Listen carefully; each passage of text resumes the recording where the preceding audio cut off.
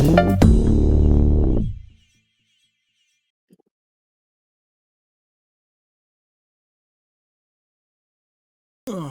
all right. Well, it looks like we are all assembled. So let me get this recap over. You guys will have to bear with me. It's been a while, so I kind of, put a little more detail than the normal. Not really, just a couple paragraphs here or there. But, anyways, recap for episode 69. Very nice. Let's see. Last session began just outside a deep, dark fissure in a dusty desert canyon in the late afternoon. The party, battered and beaten, but alive, decide to take immediate refuge within Logos's hole, a magically created interdimensional space for a much-needed short rest.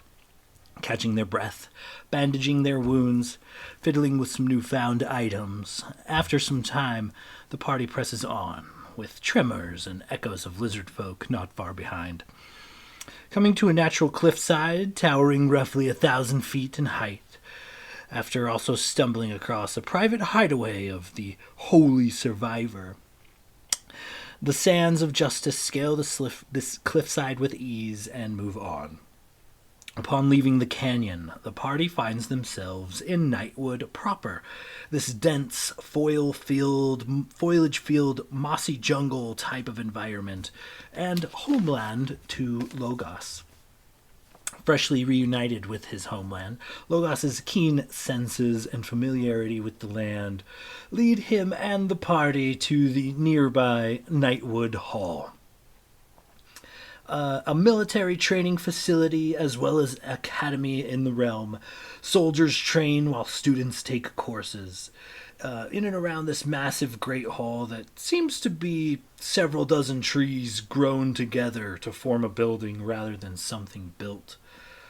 It was here, as the sands of justice approached, that coming out of the great hall to greet them was Lorelei, a beautiful and powerful elven druid, leader and protector, and mother of Logos. A quick but excited reunion between mother and son, as well as a few introductions, and Lorelei, seemingly pressed for time, invites the party to travel back with her via tree portal to her home village of Xanathia. The party accepts, and they are whisked over 100 miles in the blink of an eye, deep within the jungle to her village. Xanathia, a village of tree houses held together and connected by vine and rope bridges, all looking as if they were grown rather than built. Not only the bridges, but the homes as well. Suspended roughly 25 feet or so from the ground in this dense jungle-like environment, a sight to behold. A sense of community and hospitality is felt almost immediately. Curious locals stop to greet you all, as well as welcome back Lorelei and Logos. A short walk from the town square to Logos's family home later. As the sun sets and hundreds of fireflies illuminate the area, you enter their humble home. Lorelei, with a wave of her hand, grows a guest quarters onto her home in seconds, extending it to the party. Some dialogue, cookies, and introduction to cookies, the dire squirrel familiar later. Lorelei heads off to prep some nighttime rituals, while the party decides to head to the nearby hot springs for some R&R. A local hot spot for relaxing at the end of the day. Many locals here enjoy a good soak in the nude, and the party was no exception. After some dialogue and a rather interesting encounter between Gladier and a half-orc mercenary woman, Zatar, the party cleans up and heads to a nearby pub. Once at Mikey's pub, the honey mead and moonshine start to flow. Blade puts on yet another stunning performance. The enamored and curious locals do what they can to make you all comfortable and deep in your cups. During the revelry, Lorelei stops in for a bit of a chat and some wine, and eventually her and Logos go for a stroll in the nighttime air. She leads him to the medicine tree, a place for Xanophia's sick and or wounded. Here, she reveals that many in the village, including herself, are afflicted by some sort of corruption of the wood. The temple of Farlongen, just outside the village, taints the land somehow, and this taint also attaches itself to those who depend on said land. The plants and animals harvested near the temple cause this affliction to manifest in others. Symptoms include creeping veins of black, a cough, and general weakness, but if allowed to progress, can cause death, but typically causes vivid hallucinations, blindness, and an inability to communicate as black ichor exudes from most sinus orifices until said death. She reveals that through the use of her magics, she can halt the symptoms in everyone in the village and herself, keeping everyone from getting worse. But attaining an outright cure has been elusive. She reveals her disdain for Zeriotol, but her hopefulness that he has some answers. After a bit of conversation, some back and forth, Lorelei retires for the evening, and Logos returns to Mikey's pub to rejoin his party and gather another drink. The night ended with Gladier heading off to a private chambers, while the rest of the party returned to Logos's family home to retire.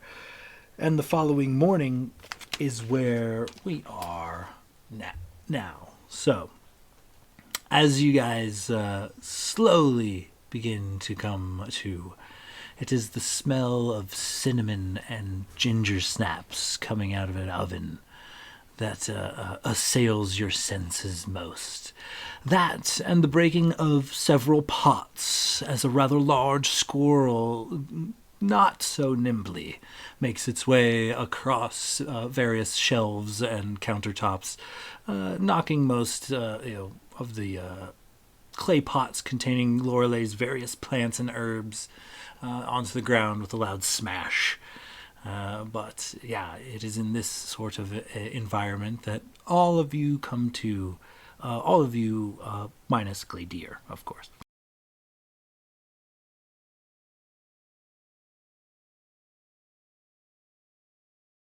Well, it looks like we finally done it, boys. Gladier's not here. Where do you think he is? Just gives the trademark wink to everybody.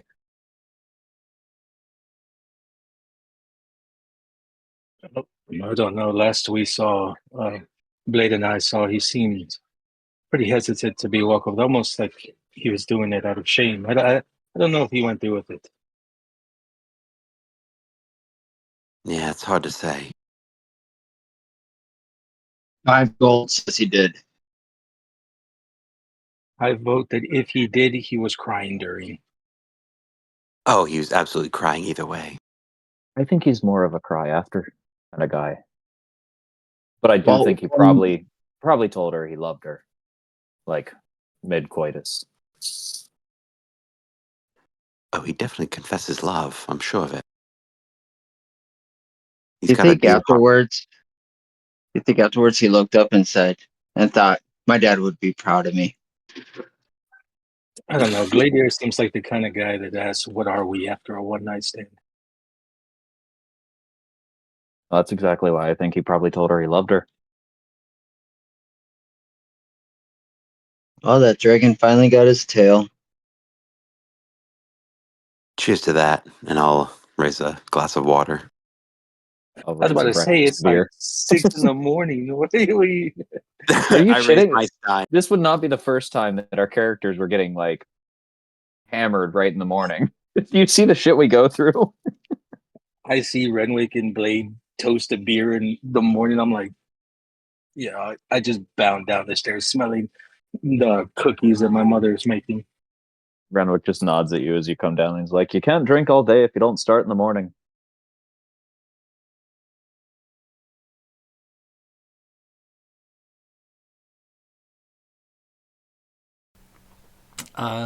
Yeah, so the smell of cookies kind of fills the house. And, Lorelei kind of leaves you guys. You're cutting out a lot, Sean. Oh, sorry. Give me just a sec.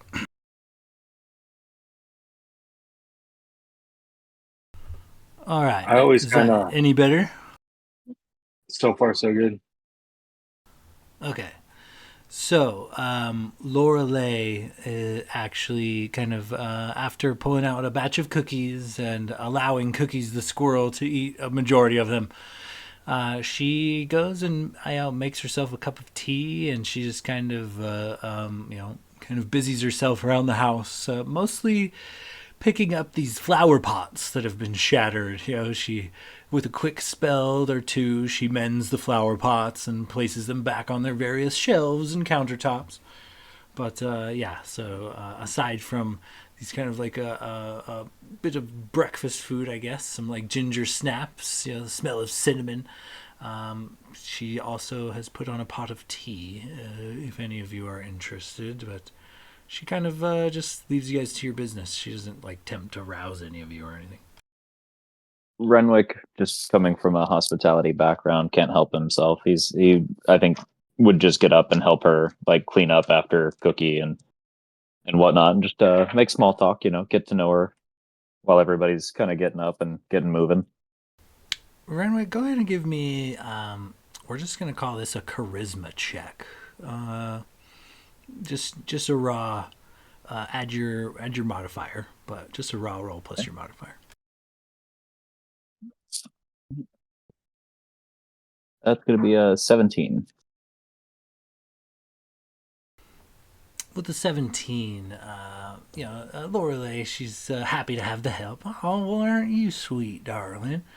And Cookies, he kind of he stares at you and sees that you're helping clean up after him, and he seems to, for whatever reason, be affectionate towards that.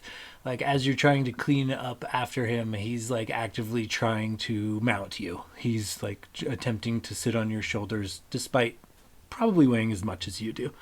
He essentially kind of makes your help almost useless as this large squirrel attempts to climb you.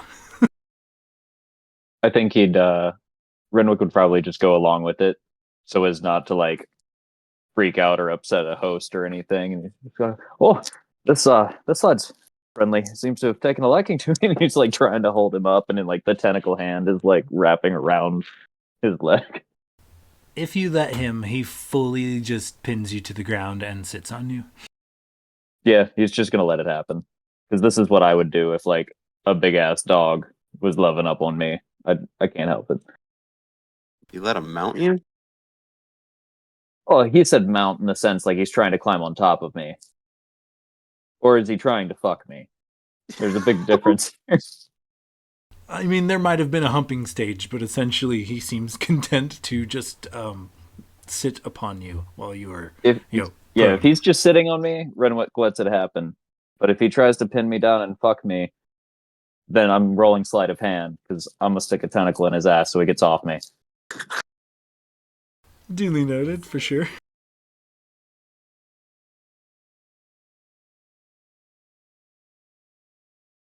Oh, sorry, I had to finish laughing off mic for a minute. Seems like I'm the only one that's not getting any action today. Well, happens, I guess.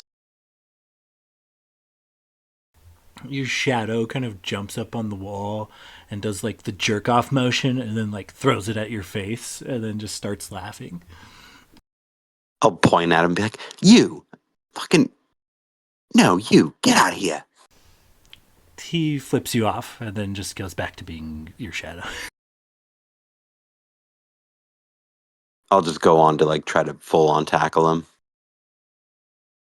Okay, go ahead and give me, we'll call that a dexterity check.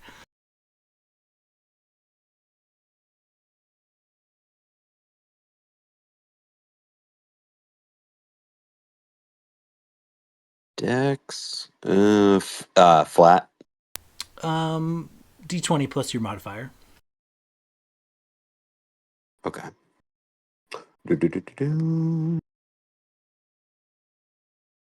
What is my modifier now? Okay. D20 plus mod. Burr-gur-gur-gur-gur.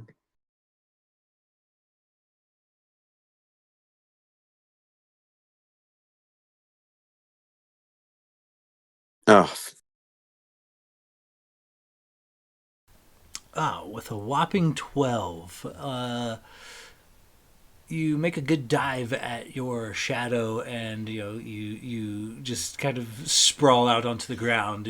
No success. You weren't quite able to grab him, but you avoided any injury by throwing yourself on the floor rather quickly.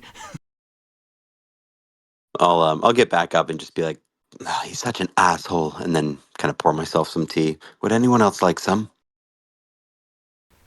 Laura Lee kind of cocks an eyebrow. She's like, she's definitely a lady. She's not throwing any judgment. I'll take another. I could use a topper there. I got you.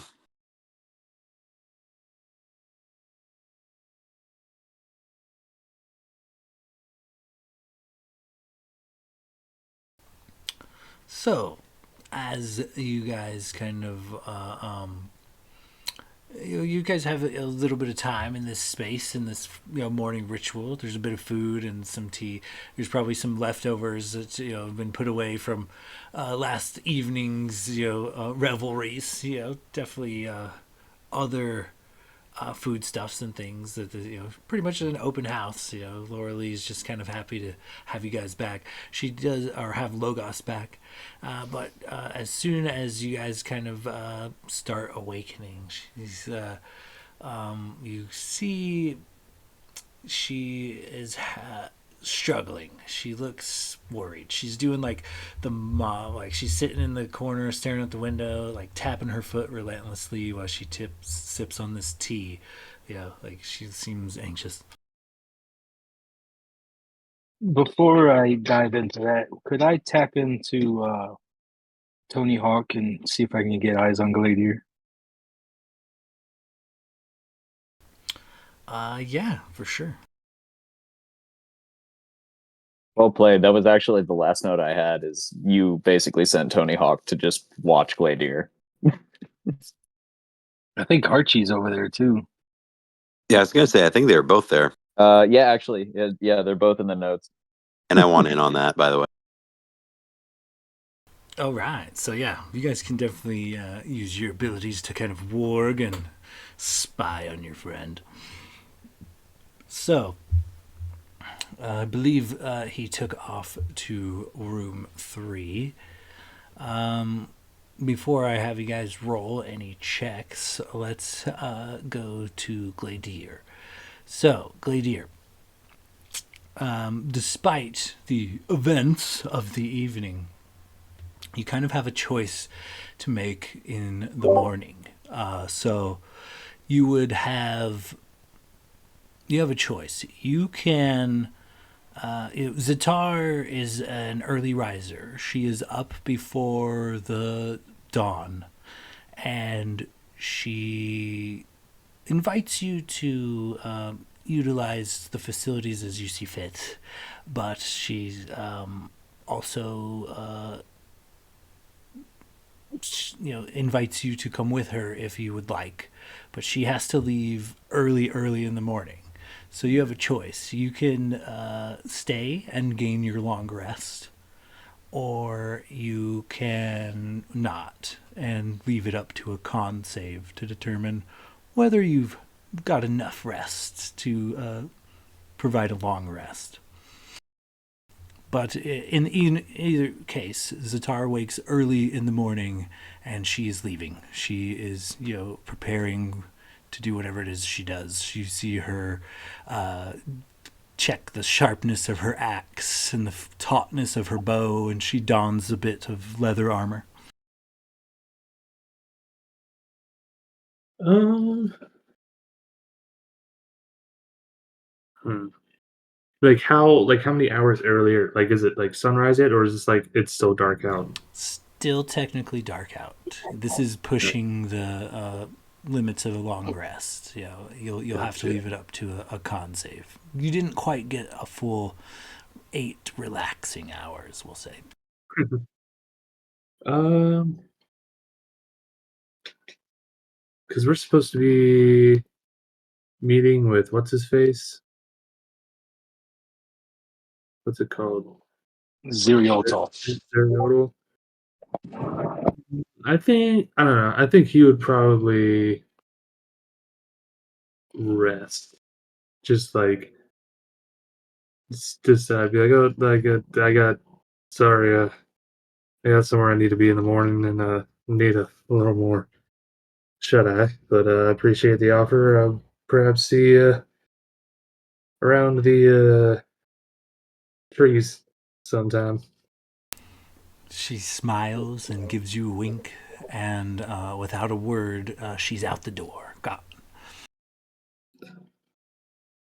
Yeah, and then he just rolls back over and passes the fuck out. Okay, so cue the Archie and Tony Hawk. As you guys kind of zone in, you just see, it's rented out as like a bed chambers from like Mikey's pub, but essentially it's its own unit. It's just like essentially like a wood shed that just grew out in the shape of an acorn essentially on one of these trees, and there's several of these little rooms like that just kind of growing up the side of this tree. But the one that Gladier was in seems, there's no windows. The door's closed, and Gladier seems, you're not. I guess if you posted him up overnight, they would be able to tell you, but it doesn't seem like he has arrived yet. Gladier, what does your morning ritual kind of look like as you do gain your long rest and come rouse probably, we'll call it 8ish in the morning.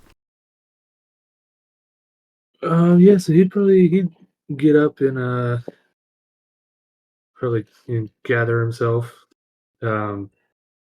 Just get his armor and sword and everything shined and polished and put all that back on like in a neat orderly manner.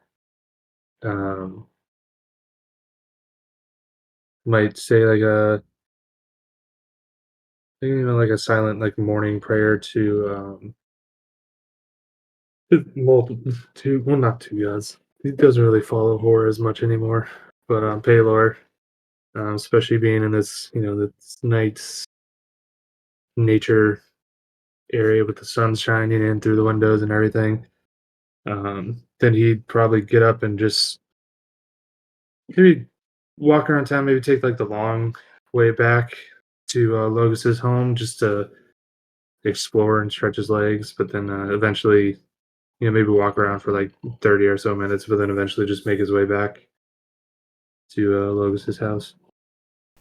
Okay, as you kind of take the long way, go ahead and give me a perception check. You said a perception check? Correct. Okay. I am famously good at those. That is in. Oh wait, I have advantage on perception checks because of my shield. It's good because the first one was 11. The second one was a 5, so 11. 11's enough, and perhaps you caught it because of like your general maintenance on your equipment, keeping things clean and shiny. As you're kind of going about it, you realize that you are currently donning a new accessory you were unaware of, but a golden septum piercing has been placed in your face hole, and you were unaware. But orcish carvings depict around a gold ring, and it appears that your septum has been pierced, Gladier. Either I was so drunk I agreed to this, or she pierced my fucking nose in my sleep. What the? I think he kind of like feel like after like just walking, just realized like feels like he has like something in his nose and just like wiping it, and then realizes that there's a fucking piercing, and he just like he would run to the nearest reflective surface he could find to take a closer look at it. Oh yeah, for sure. It is, like I said, it is a gold nose ring placed in the center, and it does have like a few orcish runes on it. And what is it made of again? It's a gold band for sure, and it's got orcish runes on it. Do you speak orcish? No, I don't. Common, Draconic, Dwarvish, and Infernal. Well, it says something, but you're not sure. But it's got some fancy orc symbols on it. He's gonna like silently panic. Um. Yeah, and then I guess. Fuck. Yeah, I guess he would just kind of shake his head and then keep walking back to the house. Just walk of shame.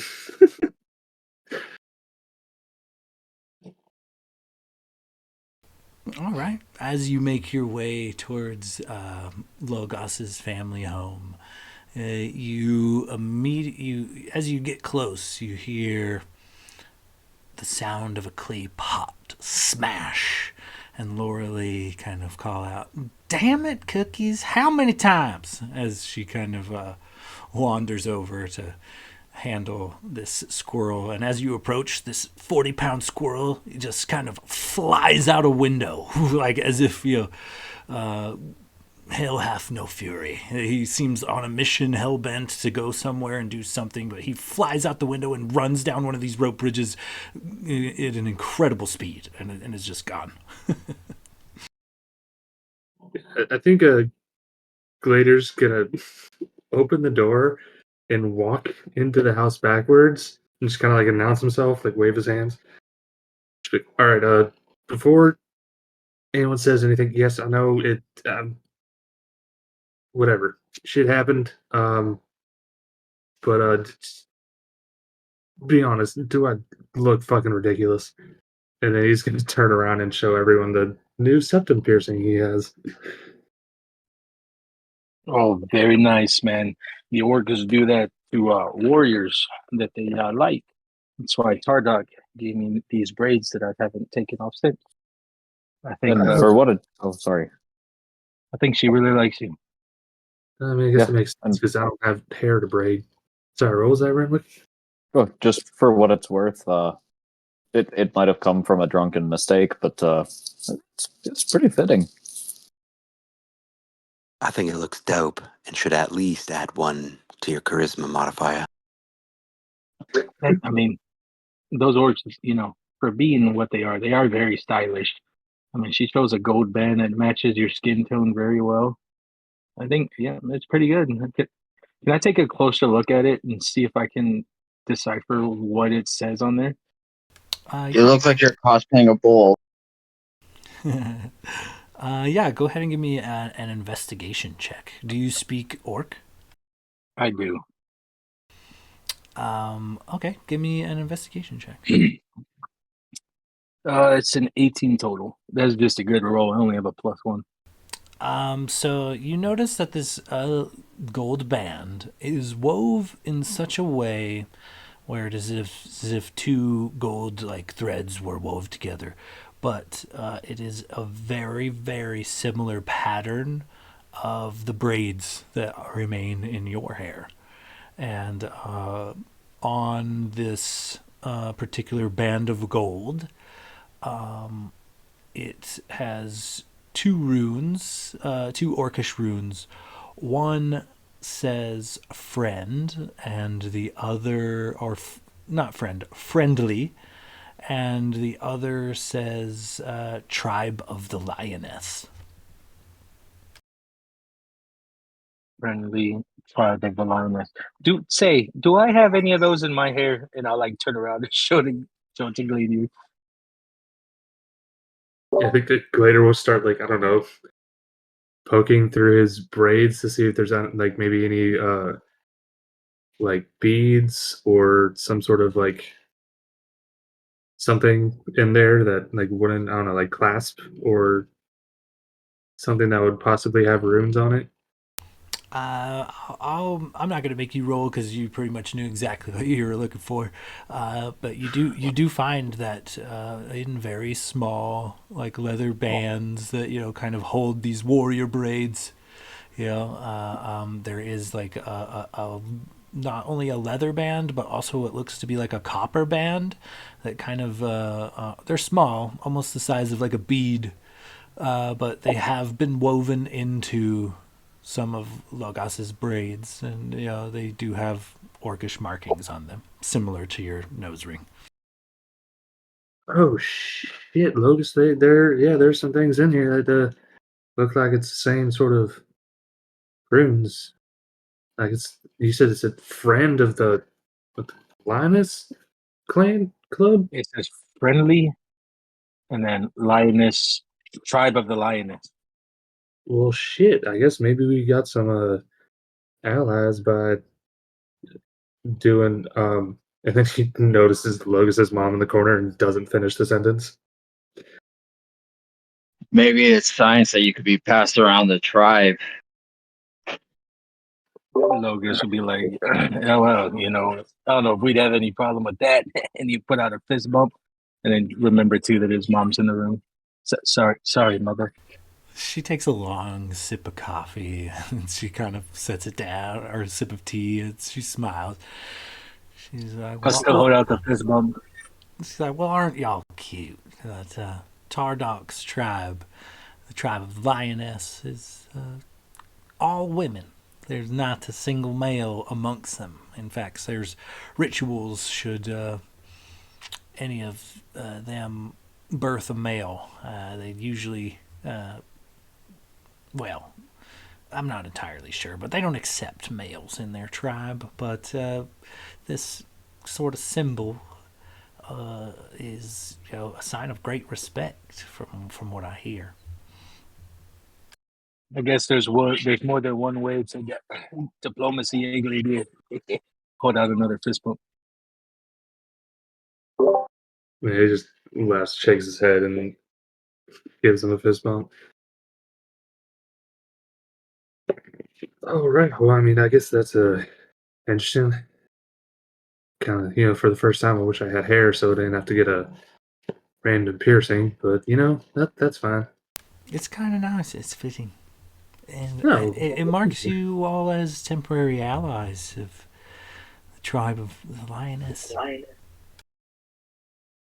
So what was that? I think you cut out a little bit. It marks you as temporary allies of the tribe of the Lioness. Well, that could potentially come useful. Uh, Speaking of allies, aren't we waiting on Zariodal? Isn't he supposed to be here? And as about the time as you say that, a firm knock at the door. Doof, doof, doof. And Lorelei looks flustered, visibly so. She kind of takes a deep breath and smooths out some of the wrinkles on her shirt that is essentially made of leaves and things stitched together. She takes a deep breath and walks to the door and opens it. And standing outside is an elf of medium height. Gaudy jewelry, copper hangs from his ears, big loop earrings, a couple of eyebrow rings. He has, almost every single finger has a big copper gaudy ring upon it. And he wears this robe that seems to look as if it is flowing copper. And Zeriotal, he bows to Lorelei. Says, as promised, I have returned. Lorelei's like, she kind of sucks her teeth at him. Zeriotal, you best come in. She kind of steps aside, and he hustles inside and closes the door behind him.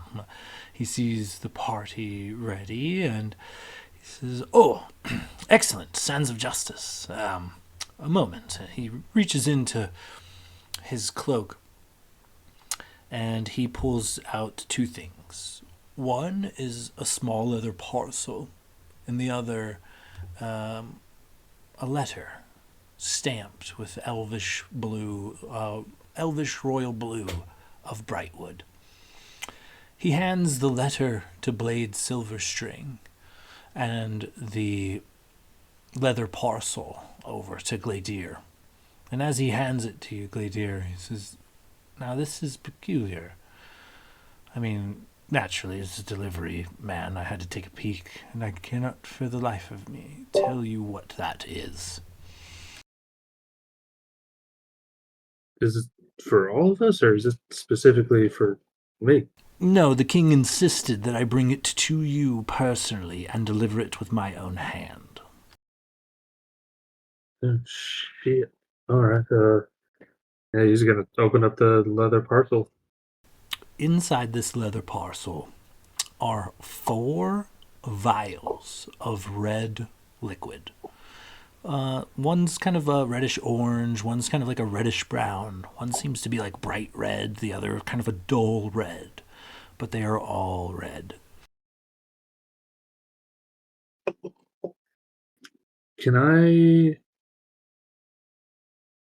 don't know, inspect them to see if I can, I don't even know how I'd go about doing that, to see what they are. Investigation would work, or you could get fancy with it and try to go Arcana or something.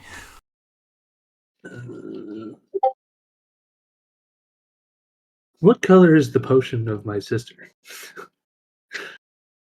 Was that red? I can't remember. I think it was purple. And swirling with the Okay. throbbing, beating heart still beating inside of it. Okay. Yeah, I guess I'll just kind of take my time looking at each one, see if I can figure out what the fuck these are. Okay, give me an investigation check. That is a 17. You're kind of perplexed at first, and you pop a cork to one and sniff, and goddamn if it doesn't water your eyes immediately.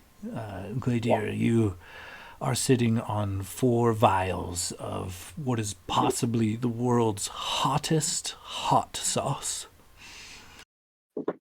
Oh shit.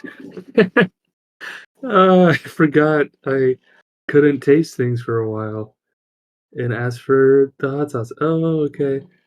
Yeah, I think he would recognize the smell then, yeah. Yeah. Oh shit, guys. This I guess the king really remembered that I like that special hot sauce back when I couldn't taste anything that wasn't crazy spicy, and we got some vials of hot sauce. Oh, Well, we love you hot should sauce. go on and try some. And if it's too strong, perhaps we can turn it into a weapon.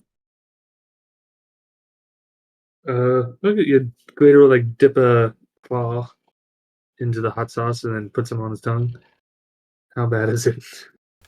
I guess it depends on your tolerance. Go ahead and give me a con save. Give you a what? Sorry. Go ahead and give me a Constitution saving throw. Con save. 21.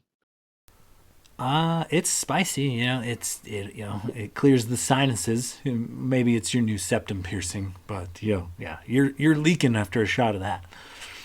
Tastes good though, full flavor. Yeah, it's not that bad. Definitely a little spicy, but I can handle it. Yeah, I guess he'll just slip those into his pack. Some fucking hot sauce. All right. And he kind of turns to Lorelei. Lorelei goes and sits next to her tea, and she's not pulling any punches. She's glaring fucking daggers at Zeriotal, and he notices. He kind of shuffles this leather parcel he's got and nods, and he comes over and sits down next to Lorelei. Says, "Well, I guess down to business." He pulls some old parchments out of this leather satchel and begins like placing them across this kitchen table, one after another, after another, after another. And it's various pages of research. All of it seems to be oriented around the Fey Wild. And it also kind of, it's just a wide array of information, and Seriotal kind of presents everything, and he says, well, best as I can see it, is the Feywild's a wild place. It's a big place, and the laws of physics as we know them don't necessarily apply, and sometimes they do, sometimes they don't. There's too many variables. If we do not pursue Lagos's course directly, it is unlikely that we would be able to come across him in any real form of time.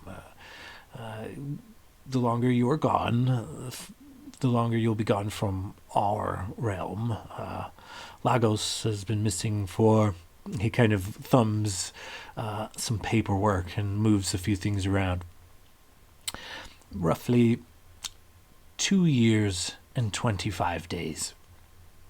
Now, in the Feywild, this is not long at all. Lagos has likely been there for maybe a month, somewhere between 4 and 6 weeks. So his trail shall not have gone that cold, but alas, the Feywild has many tricks. Aside from time dilation, there's many other factors and variables, but in the long run we have to use the exact portal that he did to get anywhere near him. And, of course, that provides its own problems, as the temple to Farlongen, the god of roads, it was where Lagos entered the Fey realm, and since this corruption, he fiddles through more of his more parchments out of his leather parcel, and he begins laying them out one at a time. And he presents his work to Lorelei. He's like, I believe what you have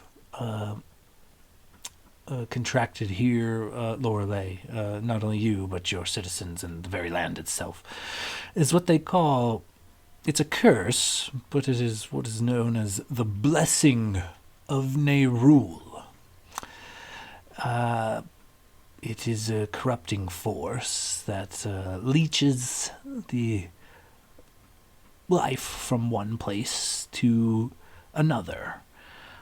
He is likely powering, there's a gods, so he's likely attempting to power, it's likely servants trying to power some sort of communication device. These occultists, they're wild and dedicated, but there's no other indication of what it could be other than some sort of sacrilege. For it to have happened in the temple of Farlongen, to desecrate a temple of a known god, and then to bring about this curse upon the land, that is quite a feat.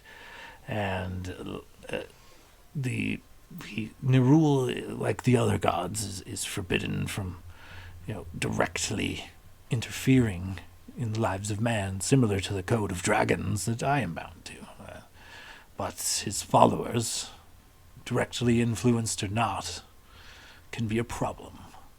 And I think that is what is happening at the Temple of Farlongen. I believe Nerul has, he throws up his hands in quotations, blessed this land and its people to experience what life would be like under his rule. And as you see, probably for the best we don't allow this to spread to the rest of the wood. Alas, that is not my call, as he kind of turns to Lorelei, and she's just actively, you see her eyes just shooting across all of his paperwork, actively taking in as much as she can.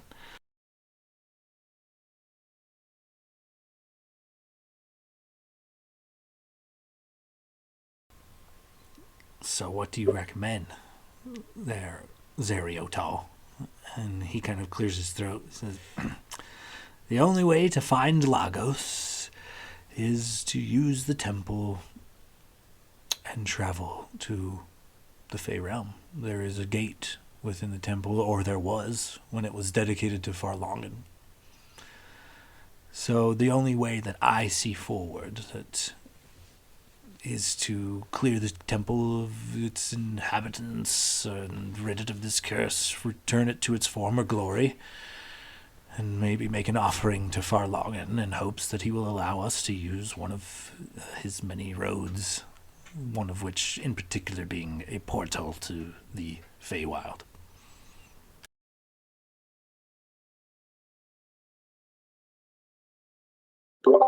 I can't remember because it's been a minute since that session.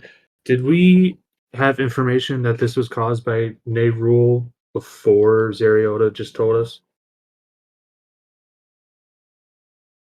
Or is this like the first we're hearing, or I guess the second we're hearing this name? Because first time we've heard it. I mean, you've encountered some followers of Rule in the past. He's the Deck of Many Things guy was a follower of Rule. So is this like only the second time essentially we've heard this No, name? you've encountered a couple of followers. Pixel Gunner, the Tabaxi was a follower. The Deck of Many Things guy was a follower. But this is, the first you have heard of, like this. You're familiar with the god, but this is the first you've heard of like this situation. Yeah. Okay. So yeah, I think Glader would kind of perk up hearing that. Yeah, this isn't the first time we've dealt with this followers of Nate Rule. Last one we Didn't we dealt with was a bunch of my shit. didn't we release a chaos god or something at some point? Who was that? Is that Nehru? I don't think it was Nehru, but yeah, between that and the Aboleth, and yeah, I feel like every time we do something good, we unleash something horrible. So it's starting to stack up. There was the game with the cauldron, and we released something that might have been Nerul, but he was a follower of Nerul, or Nerul in disguise. Yeah, that's when I lost all of my special magic items. And that's when Renwick donated his money to the wind. That's when we all almost killed each other by stabbing each other in front of the cauldron. You lost your stuff on the second time. That's right, Glady, you stabbed me. Oh, shit. Thought you forgot about that.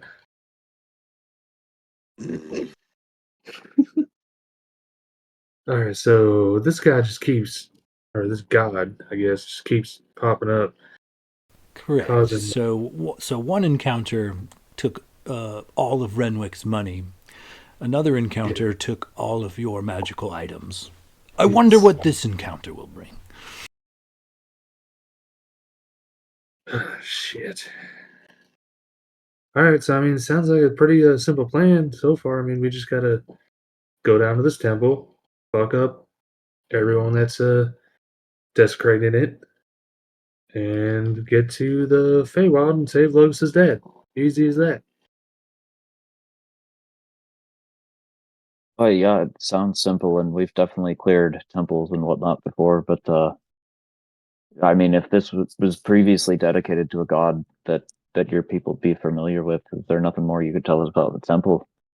Perhaps any hidden entrances, anything we could do to perhaps have the element of surprise as we head into here to clear this temple out for you? Or can you send aid with us? It's at this point, Laura Lee shifts in just a way that she reveals her leg. Now, her leg is, normally it would just be smooth and pale, but it is got this like sickly black vein that travels around most of it and seems to be pulsing. And she says, "There's a sickness there, and I don't know what happened to the priests. Some of them used to be." She kind of gives a 1,000-yard stare for a moment. Anyway, they're friendly towards the community, and we they don't bother us too much, and they are good with healing spells and helping with travel. It's fine. And I took a squad of fine soldiers myself to try to take it back. Didn't work. The priests are not themselves. They look themselves. The land is so sick you can smell it. I think the priests are too. They fought hard and repelled us. And not only that, but shortly after, we all realized this corruption, this curse, the blessing of new rule, as she throws her air quotes up. Well, it ain't right, but I don't know what to tell you. I don't know how to keep you safe. I myself am immune to certain things like disease and even natural poisons. And this came through even my immunities. I don't know what we can do to help you. If you fail, you're likely to be consumed by this. And I can't go with you. I can't send any soldiers with you. In fact, I hired Tardok and the Lioness tribe to defend the village because I threw as many soldiers and guards as I could and couldn't crack the front lines of those priests, those clerics. They fight like they're possessed. And we didn't even breach the temple, not one time. After 3/4 of our warriors have come down with the sickness, I really can't spare anyone else. I can send you with some supplies. I can stop this corruption dead in its tracks, but I can't cure it outright. But alas, it's even tapped me. If I'm burning as many spells a day as I can muster just to keep the village from getting worse.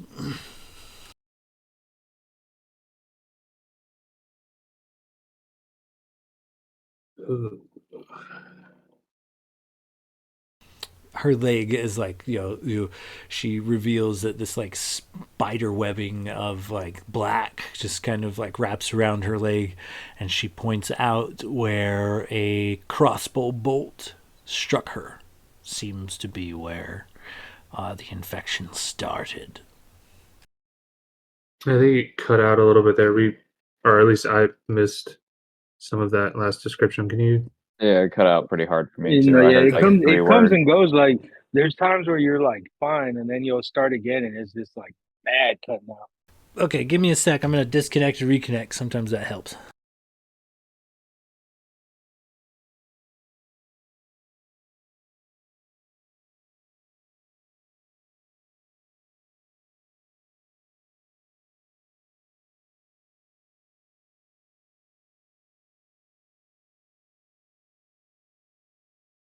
We left that with Tilanara, right?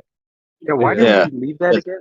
Because she was Because curing the Oh, that's right. the graying, and she could do That- like mass curing spells with it. So we left it with her. It's also super fucking fragile. this is why you do not let in immigrants. Your places are crawling with disease. They eat your dogs and your cats. And your squirrel.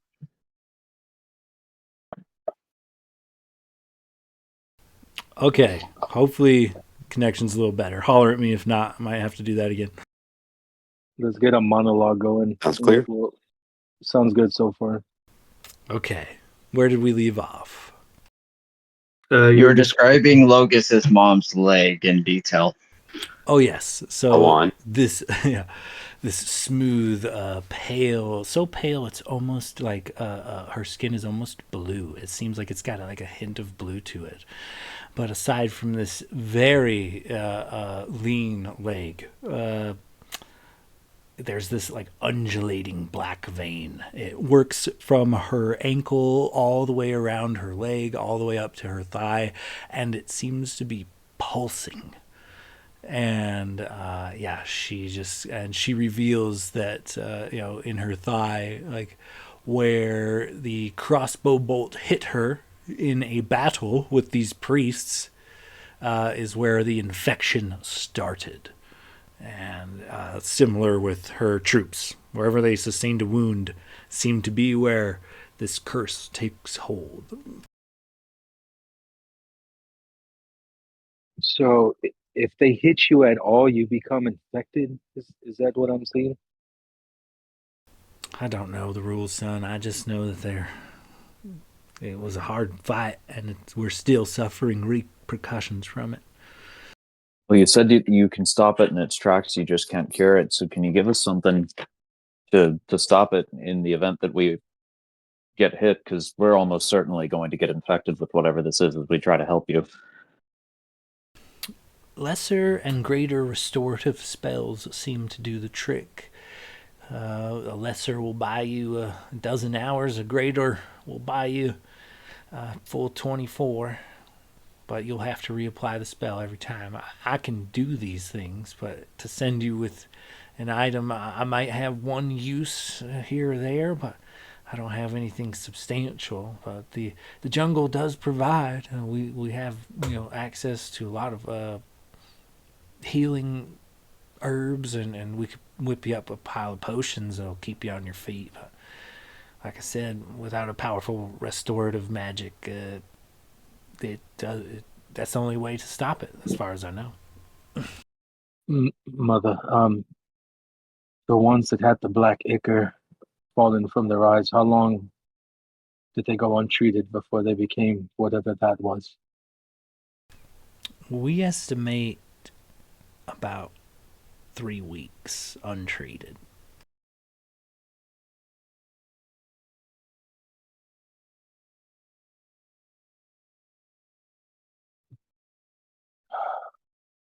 I do have some restorative abilities, nothing major. So I may be able to help somewhat in that area, but I mean, it would be beneficial to us all if we can avoid it in its entirety.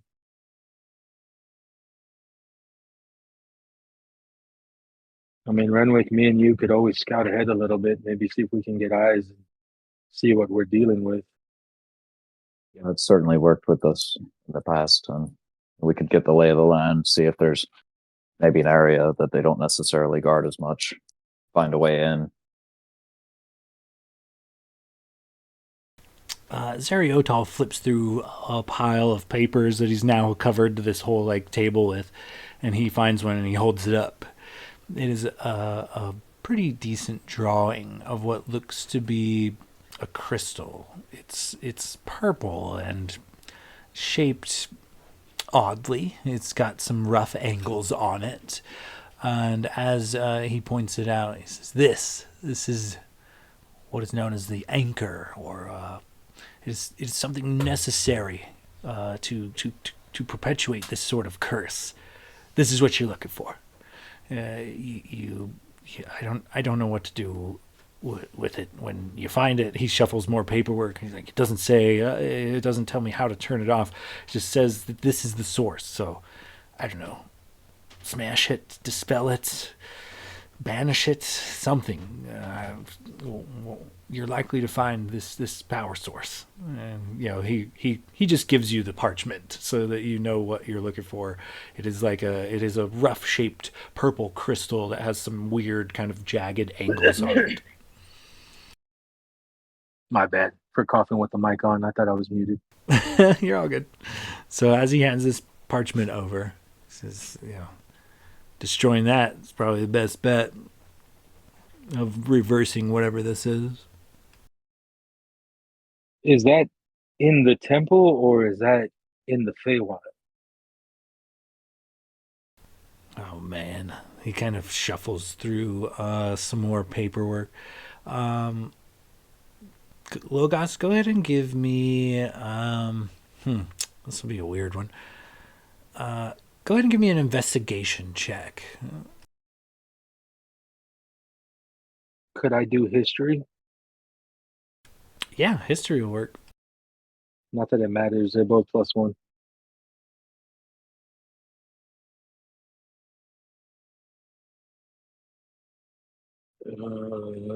See, I'm filming history. I'll do history. Okay, 17 total. 16 +1. 17.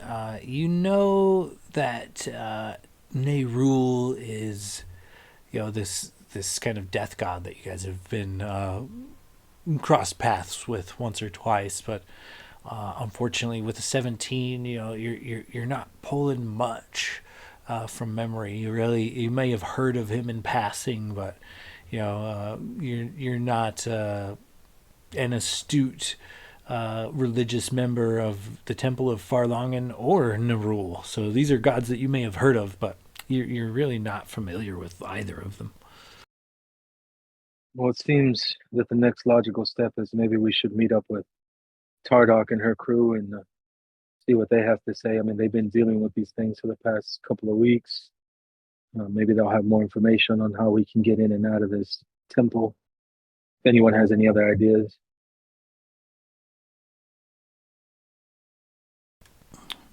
Lorelei nods. She says, "Tardok will help if you ask, and I will rally a couple of friends and see if we can't send you guys prepped. We'll see about getting a mobile restorative spell or two, and perhaps a handful of potions as well." Yeah. So, Lorelai, quick question. You said you've gained a natural immunity to diseases and things of the sort. I mean, I've been granted that through my deity as well. Do you think that this curse that has been afflicted upon you, or disease, whatever it is, do you think it could circumvent any sort of magical protection? Like, is it just able to pierce through anything of the arcane or the holy, divine, to just disease and curse anyone? Well, I don't think it's much of a disease. I mean, what I'm getting for this is that it's more of like decay and consuming is more what it seems like. I mean, correct me if I'm wrong, Mother.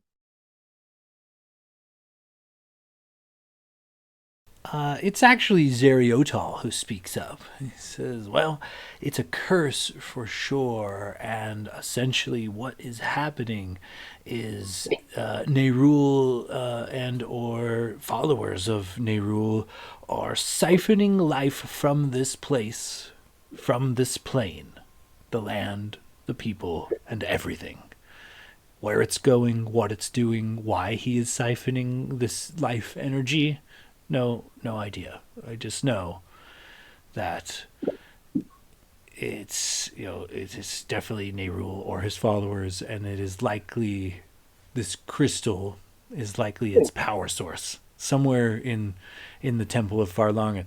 And I don't know how well those of divine talents," he kind of looks at Gladier, "will fare. I mean, they took over a temple of clerics that are supposedly, at least adepts or better, and talented diviners themselves, correct?" He kind of looks to Lorelei and she nods. "I don't know that you would be immune unless, perhaps, Pelor smiles upon you more than the average dragonborn." That's a fair point. All right, yeah, I was just curious. All right, well, yeah, I mean, I guess that's all the questions I have so far. Has anybody been able to actually talk to one of these priests, or is it just kind of attack on sight?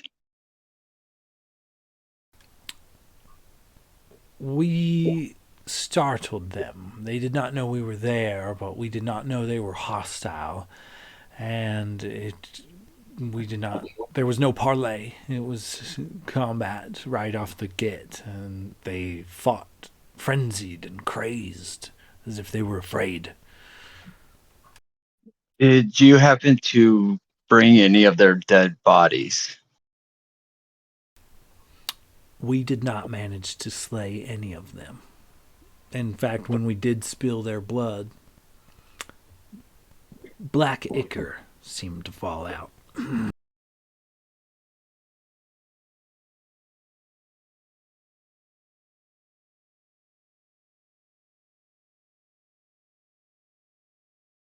Well, do we go kill some priests? Yeah. That's a safe place to start. I mean, this kind of corruption can't go untouched. I mean, we have to push it back somehow.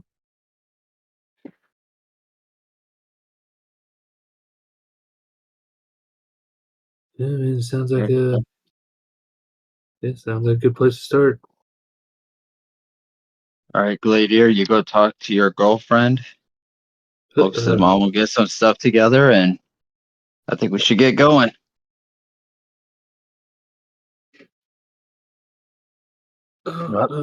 Yeah, sure. I mean, I wouldn't say girlfriend or anything like that, but sure. Yeah, I can try and uh, You good, Gladiator? Why are you getting nervous? yeah, just shut the fuck up. I thought you Inside were a check. gentleman and you didn't Oh, just bang and leave. That's very what? rude, Gladiator. Please tell me you didn't do the thing where you tell her you loved her.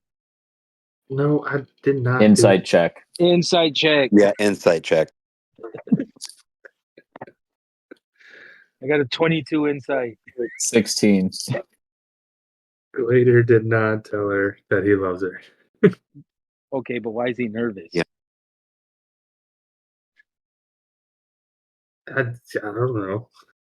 Hey, look at you. All right. Because Alec is nervous. Renwick just walks over and he's like, "Don't worry, buddy. We're just giving you shit for finally putting that thing to good use." And then he nut punches you, and then goes, "Well, are we gonna be on our way?" Yeah. Y'all go ahead. I just need to talk to my mother real quick, if you don't mind. All right. Yeah. We can just wait outside, or I don't know where she's gonna be at. I mean, I guess the Tardak's whole clan is out in the I mean, forest somewhere, safe patrolling. bet would be to head towards the temple and check the perimeter of the village. Probably find some of them, or one of them at least. I'll just wait for you guys then. She just wanders outside with the rest of everyone. If you need to go ahead and go see her, I mean, we can catch up. Yeah, it's fine. So after like everyone leaves the door, like the room, Logus would like go up to his mother. Um, Mother, I can't help but notice that you seem pretty frazzled about this whole idea. Do you not agree with what Zeriotol planned or what we intend to do? No, I don't. I don't really like what this plan is. You might not know this, son, but the Shades Avian was 7 solid members, 8 if you count me sometimes, but my ventures were limited to Nightwood. But your father once had a friend or two in the Shades Avian. Rainfort and Sigwin were their names. One was a cleric of Farlongen, and the other was a paladin, a knight of Farlongen. And, well, it was tampering with something like this. Tampering with the other realms and gods that got them killed. And that's what disbanded the Shades Avian until Zeriotol came back and rounded them all up dozens of years later and put them to work hunting that dragon, which then became a shadow dragon, which has now led us back to the shit situation. And now, you and your friends are following the same path. It's like it's madness to me. I don't understand.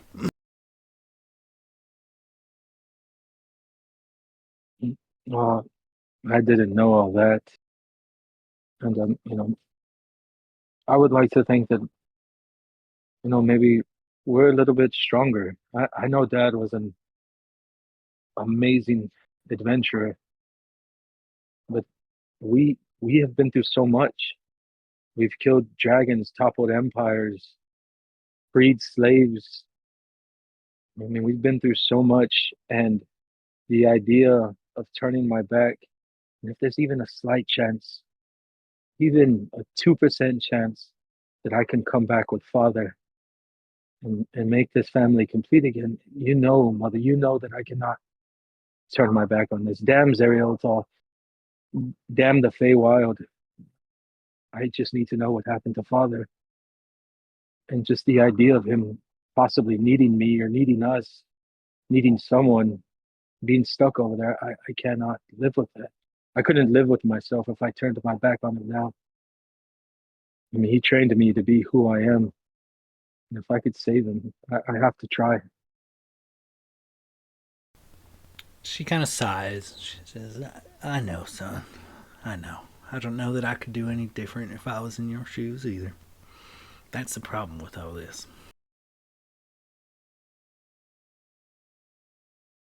Just believe in us. Believe in me. We're stronger than we look. I know we're kind of goofy, but we've been through a lot together, and I trust these men with my life, and I know they trust me with theirs. I know that any one of them would die for me, and they know I'd die for them. And I think with that bonding, we can get through anything. And we'll be smart about this. We do our due diligence and see what we can do, and see if we can get this corruption or curses or whatever. And maybe then you can finally rest. She kind of sighs. Well, I don't know what to tell you. I just want you to come back home to me. Succeed or not, we'll find another way. I don't know, but we have to at least try. I'll be here on the sideline trying to figure out what we can do next, what our next move is, win or fail. I'm praying for you, son. I hope the Wild Mother watches over you while you're over these next trying few hours. Logus will kind of take his mother's hands, and I know you're doing the best you can, Mother. And I know I personally could have asked for better support than the Grand Druid of Xenophia. And he'll pull her in for a tight hug.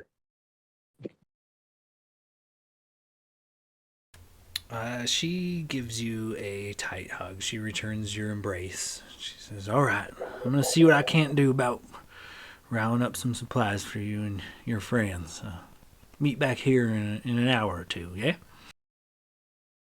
course, Mother. We'll see you then. She nods, kind of stifles, wipes a tear from her eye, and she heads out into the village. Logus full on got tears in his eyes as he runs out to the group. Quick question: did Zerialtal leave with us? Oh yeah, he's following you. He's very interested. So, I've got a few piercings myself. Gold, huh? Nice. Yeah. He kind of he flicks a couple of eyebrow rings and a side nasal piercing that he has as well. Yeah, it's nice aesthetic. And careful, it gets addicting. Once you start, it's hard to stop. Yeah, I mean, I don't exactly remember getting it, or if I even agreed to it. But here, I'm just here to embrace the change. But Zerialtal, I remember the first time we met, you had some interesting baubles that you were trading us for just general information. I was curious if that's still something you were, partook in. Yes, Yeah, I anything of am a interest? dragon, and I do have a horde. It is quite great. It's what I strive, something I strive to improve on the daily in my several hundred years of servitude. It is what you would call vast, yes.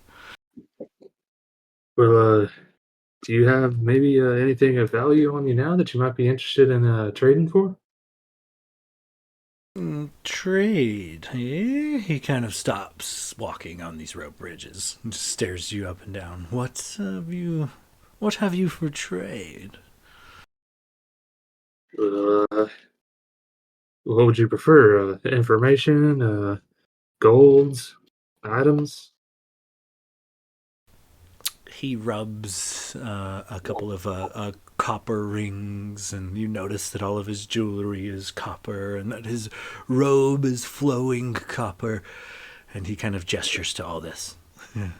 Seriously. Okay, so you don't want money, like you're fine on that. Okay, got I mean, copper baubles definitely it. pique my Copper? interest, but what have you Um, got? shit. His eyes kind Um, of flash like a yellow and snake-like. He's like, "Tell me." God, I regret my decisions. um, I fuck, have a magic cauldron that follows you like a puppy gladiator. I do have that. Did we ever? We never figure out what the fuck Yeah, that called we know was. what is that? Nope, we have no idea, so you can always find that out or just get rid of it. I mean, that could be kind of cool, depending on what it is. Yeah, I'm You know what, assuming. lady? You should have asked my mom. She probably could have told you. I Yeah, mean, if we're looking for anything to appease him that's bronze, and Renwick reaches into the bag and he pulls out 9 bronze badges and just scatters them across oh shit, we the still have table. that.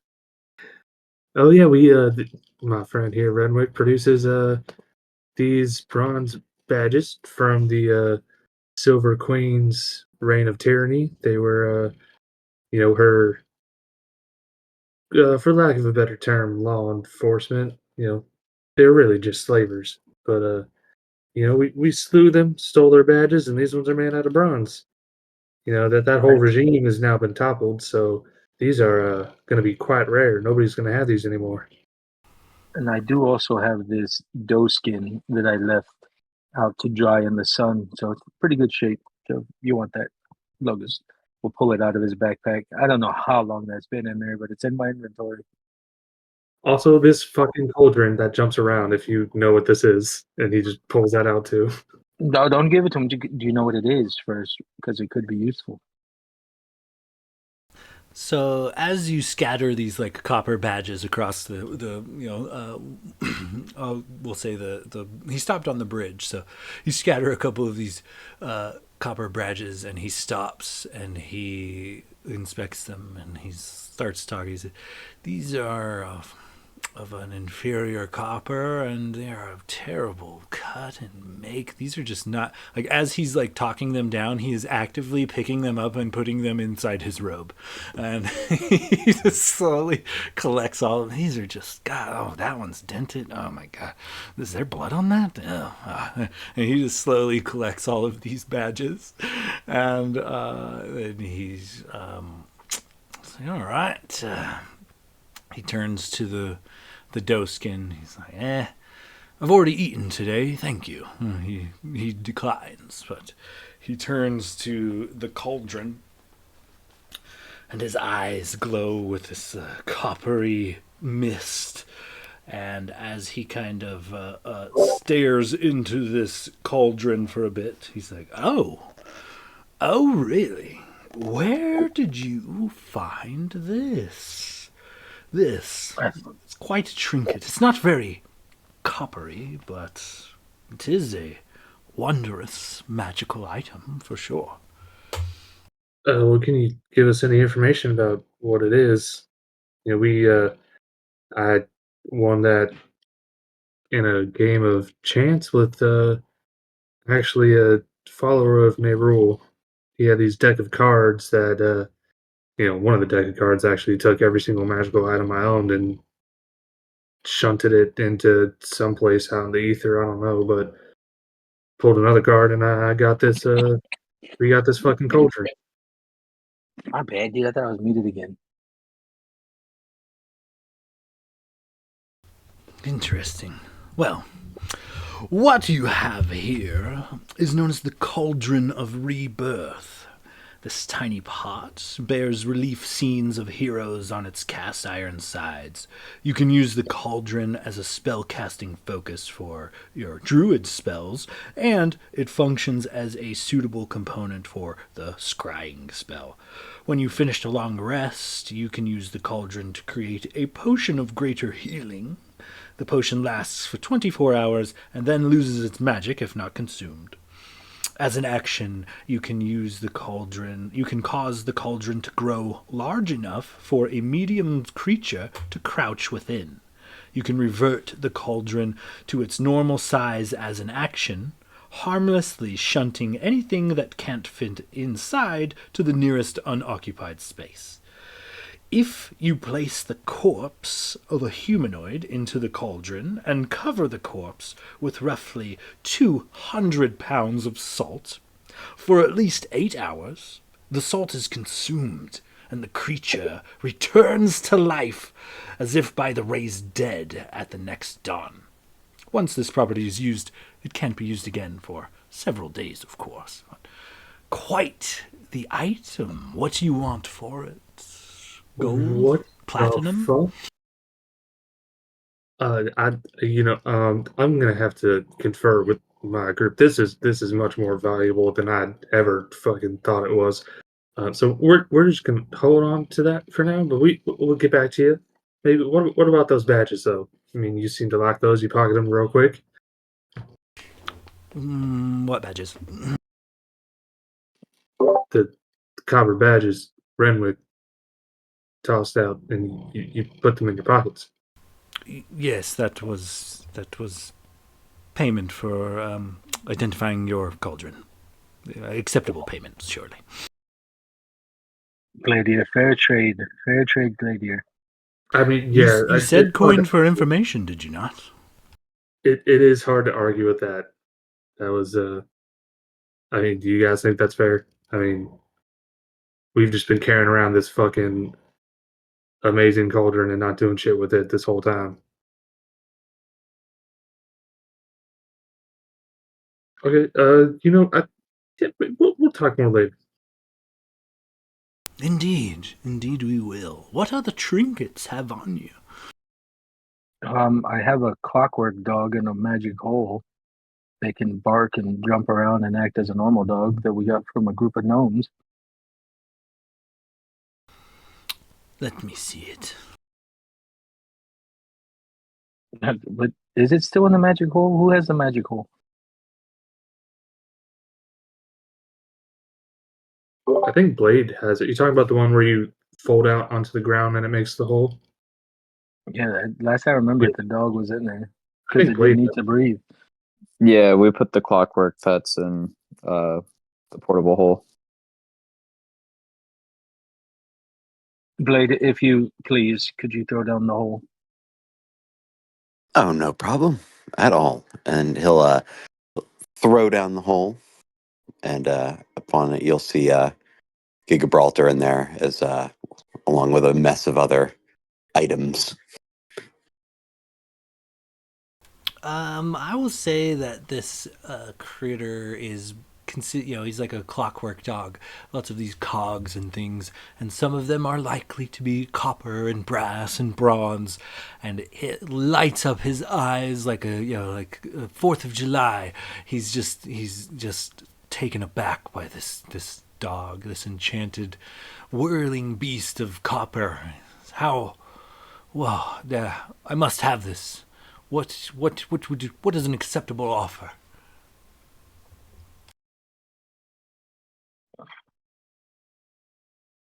Let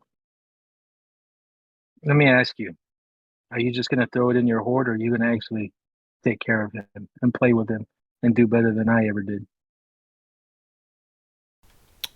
I would add him to my horde, but not to be forgotten or left behind, but to be admired and revelled and treated to the utmost luxury, I assure you. So I guess we'll kind of look at the group, and that's a better life than I ever provided. Yeah. I don't even remember how much I paid for this thing. I'll say 20 platinum, and he's yours. You ask him what magical items he has on him. Get Oh, yeah. something. Wait. Yeah. Oh, He never hands mind. you 20 Yeah. platinum. Are you sure? Oh, I'd smack it. I don't want it. What do you have to trade? Good looking outlookers. My horde is vast. I cannot carry it all with me, but I do have access to it. What do you seek, young Master Logas? I don't know. I don't really need anything right now. I could always use a good bow, and maybe an equal, as strong as a bow that I have, maybe with some magical properties. Or It is done. You will take a magical bow for this dog. okay, but what kind of bow is it? I have a few, but I must have this dog. He reaches deep into his cloak and pulls out a fine elven bow. It looks to be made from various woods and carvings. It's definitely got some elvish and enchanted runes up and down both sides, and it just kind of glows. It says, "This, Master Logos, is known as the Oath Bow, and I would trade it to you for that dog." The oath bow sounds cool. Would I know if it's equal to at least a +2 longbow that I have? Equal in like coin worth, or Just in power.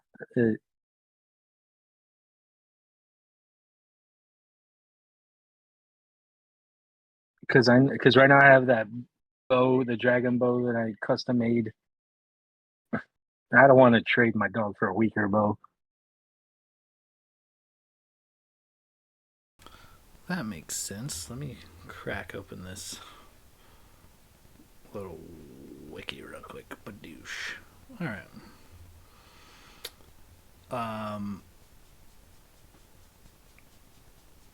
So Zeriotal kind of goes to sell you on this bow.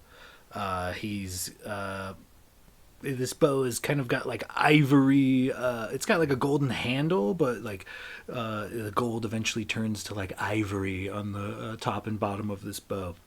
This is when you knock an arrow on this bow, it whispers in Elvish, "Swift defeat to my enemies." When you use this weapon to make a ranged attack, you can, as a command phrase, say, "Swift death swift death to you who have wronged me." The target of your attack becomes your sworn enemy until it dies or until dawn 7 days later. You can have only one such sworn enemy at a time. When your sworn enemy dies, you can choose a new one after the next dawn. When you make a ranged attack roll with this weapon against your sworn enemy, you have advantage on the roll. In addition, your target gains no benefit from cover other than total cover, and you suffer no disadvantage due to long range. If the attack hits, your sworn enemy takes an additional 3d6 piercing damage.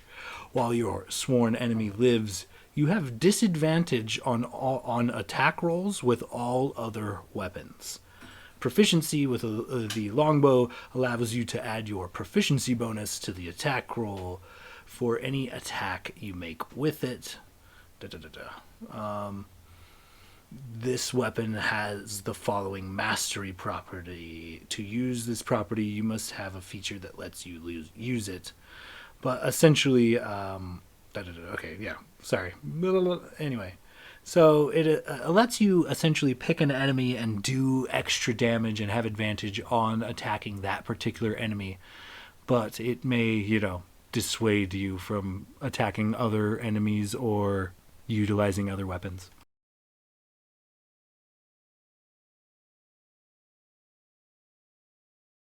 Hmm.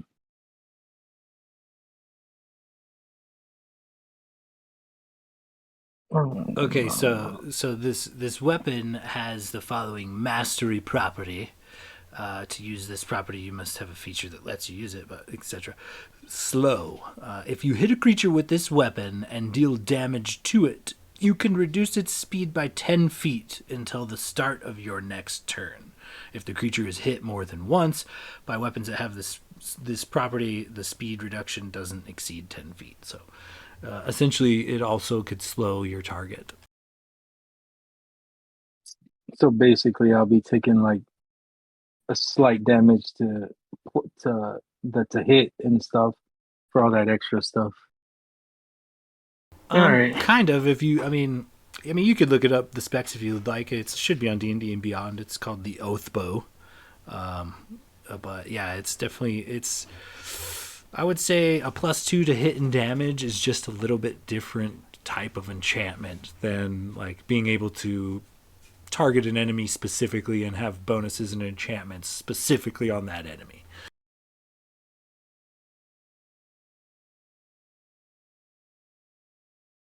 All right, Zerial, you have the deal. He happily takes your dog, pets it, and just kind of, he doesn't put it away. He allows it to follow him on the bridge as you guys kind of make your way. And speaking of making your way, where are you all headed? Zeriotal seems placated with his new dog. I think we were going to go try to find Hardock and her crew to try to get some information on the battle that they've been having. Okay. As you kind of, you've been told Tardok is kind of, her and her people are kind of guarding the perimeter of Xanathia. And so that is where you go. Just a stone's throw outside the village. And there is dense jungle foliage and thick trees, just everywhere. There's no like clear cut path. And as you kind of make your way to the outskirts of town, Logos, go ahead and give me a perception check.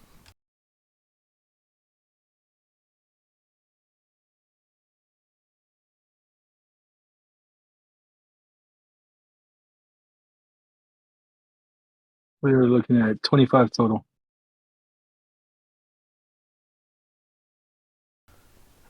With that, you look out into the wilderness, into this like jungle landscape, and you miss it at first, but you spot Tardok.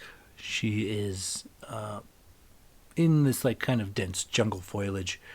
She is fairly camouflaged, and she is leaning up against a tree, like in a nook, surrounded by foliage and moss and things. But you can clearly see her face, and she is watching you and the party. Does she look like she's trying to hide? Like, I don't want to blow her. She is very well hidden. You don't know if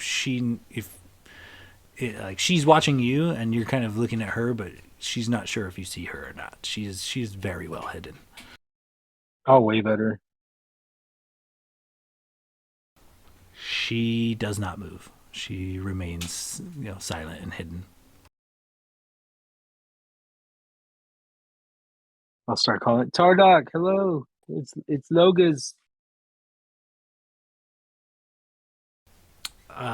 As you kind of call out to her, her eyes go big and she gives you like the the cut the mic type of thing. She's trying to tell you to be quiet from a distance. Okay. Picking up on that, I'll kind of tell the group to hold on and kind of use that perception to try to gauge or try to see if I can find what she's hiding from. From this vantage point, all you see is jungle, this thick foliage.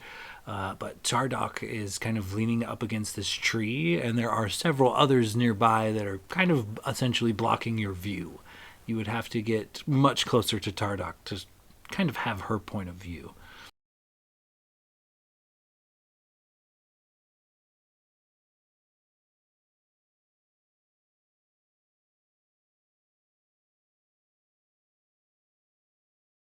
So I don't see anything as of now. Not currently. Could I go like kind of tap Renwick and um maybe try to stealth ahead and kind of try to see what the hell everyone's hiding from?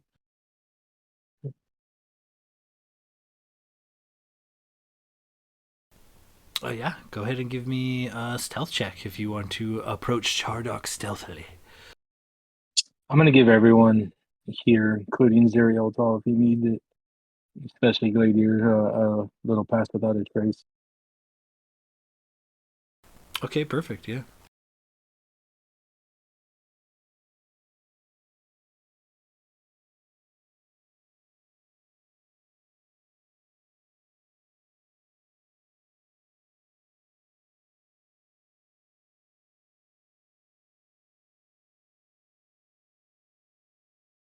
I'm looking at 37 stealth total with the pass without. Oh, damn. So, you kind of just blend on your way over to Tardok. She loses sight of you. You're quiet enough and silent enough and stealthy enough that you kind of essentially sneak up on her. She's unaware of your presence. As you get close, you realize she is pressed hard. She is using some leg muscles to keep pressed up against this tree. And as you approach, she slowly fiddles with her belt and pulls out this blade, this crude axe, if you will, and it's super crude. It is sticks lashed together with vines, a big rock that looks that it might have been chiseled or sharpened. It is uncharacteristically not a great weapon. You've known Tardok. You've seen her gear. This is not, she's a great warrior. This is not normal. But as you approach and she draws this axe from her belt, it's like lightning. She leaps into the air, both hands on the axe, swinging it down. At the same time, a jaguar leaps from the tree line in her direction, and she cleaves this motherfucker right in half with a single blow. She just bisects it, and this moment of ferocious violence is just quick and over with, and she's kind of gasping, and she kind of looks down to this creature, and you kind of standing nearby, still unnoticed, see that it does not bleed. It is this black ichor that is just covers the ground, and Tardok throws the axe on the corpse and begins to disrobe. She takes off all of this like padded leaf armor and like hide and leathers that have been splattered with a bit of this gunk, this blackness, and she basically just strips down to a loincloth and throws it down. And she kind of makes a check looking for you, but does not find you.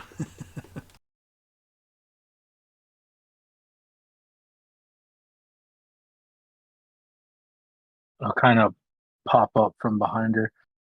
Oh man, what the hell was that? She flinches and stops herself from throwing a punch, but she's, the elven warrior. I heard you had returned to your home. Quite the suggestion.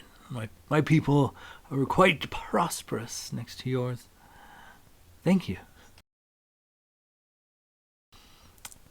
Oh, no problem. It seems that you've been a big help for my mother as well. Lorelei is most kind. About this time, Zatar shows up with a wooden wheelbarrow. She drops it in the dirt and very carefully, using rags, she picks up half of this jaguar that's still leaking this black ichor. Tardok picks up the other and they throw it in the barrel, or this wheelbarrow. And Zatar begins to shovel the dirt that this black ichor has spilled upon, and she is also throwing it into the wheelbarrow. And Tardok kind of turns to you, puts her hand on your shoulder. It has been a long time. How are things? Good, I hope. Oh, things have been crazy. I got you something. I think I promised something to you last time we talked. And Logos will reach into his pack and pull out the dragon tooth that he's been saving for her. Her eyes kind of go big as she takes this in, and she gives you a crushing hug. She gives you such a tight and passionate embrace that you cannot breathe temporarily and are absolutely lifted off of the ground, off of your feet. Ah, fascinating. This will make quite a trophy. You really are one of the greater elven warriors, aren't you? To hear the people around these parts talk about you, it's almost like you're prince, royalty. I mean, not royalty per se, but my mother and father were both great adventurers and warriors in their own right. And I mean, they trained me and I learned the best of both of them. So some people see me as, I guess, being the chosen one of sorts, of kind of the ultimate warrior, best of both of them. Indeed. Zatar kind of finishes shoveling. She says, that it? She gets a nod. So, drop those off and then probably start a new pit. Zatar kind of sighs and grabs this wheelbarrow full of ichory bisected jaguar and rushes it off. She's tears off through the jungle and can no longer be seen. Hey, good idea. Did you see your friend? Logos would kind of yell out to him. Gladiator was kind of just like standing in the background, like 30 feet back with everyone else, just like waving. Man, she didn't even acknowledge you, buddy. It's a little rough. She probably just didn't see me. It's fine. Why are we yelling in the forest about this? I don't know, because you're way over there. I got to talk to you somehow.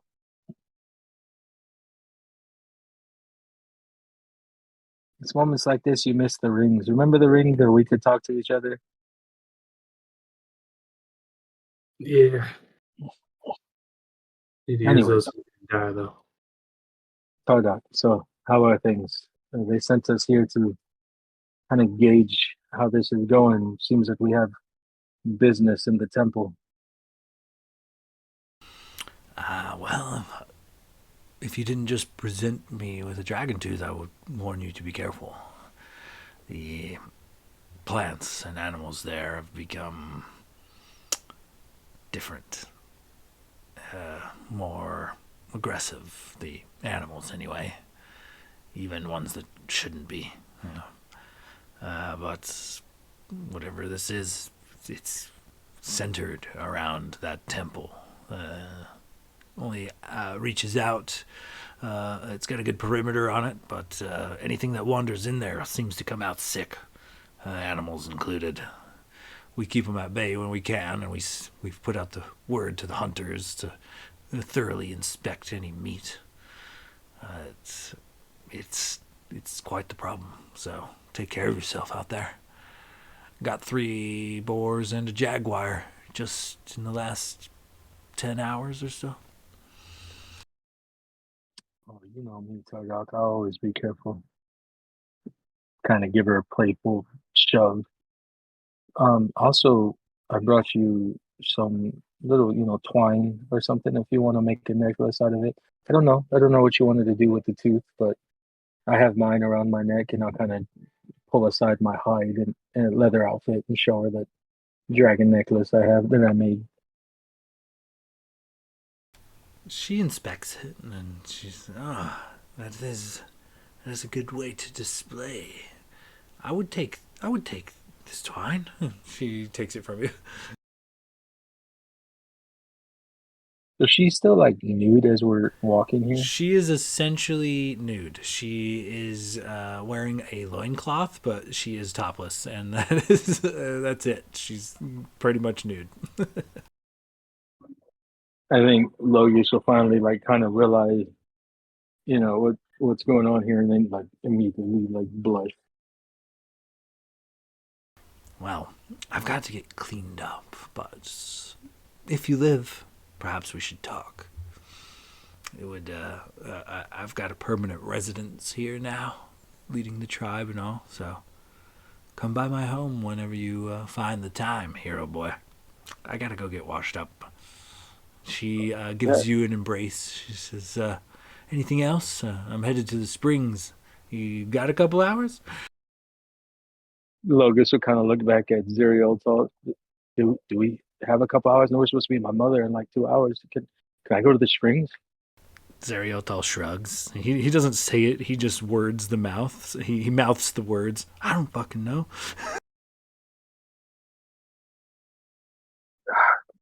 Maybe if you're still there, we kind of got to do a little reconnaissance. You know how the job is. But hopefully we knock this out in the next couple minutes, and I'll meet you there. Sound good? Admirable trait, putting your people first always. Sounds good. I'll see you hopefully soon. And she trots off. All right, Sean. Now that we're here and I'm looking at her in her face, is this orc woman more orc or more feminine?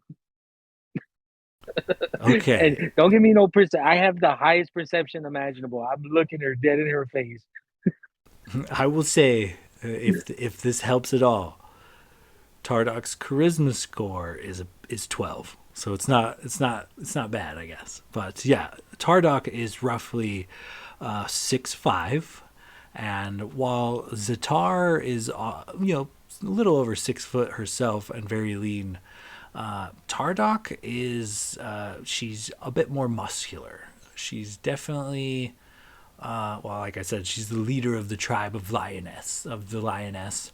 So she's definitely buff. She's in good shape, and she is more muscular than lean. And she is about 6'5" or so.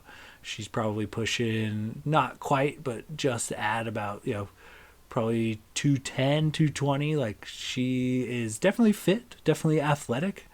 But yeah, she is a full head and probably 40 pounds heavier than Zatar.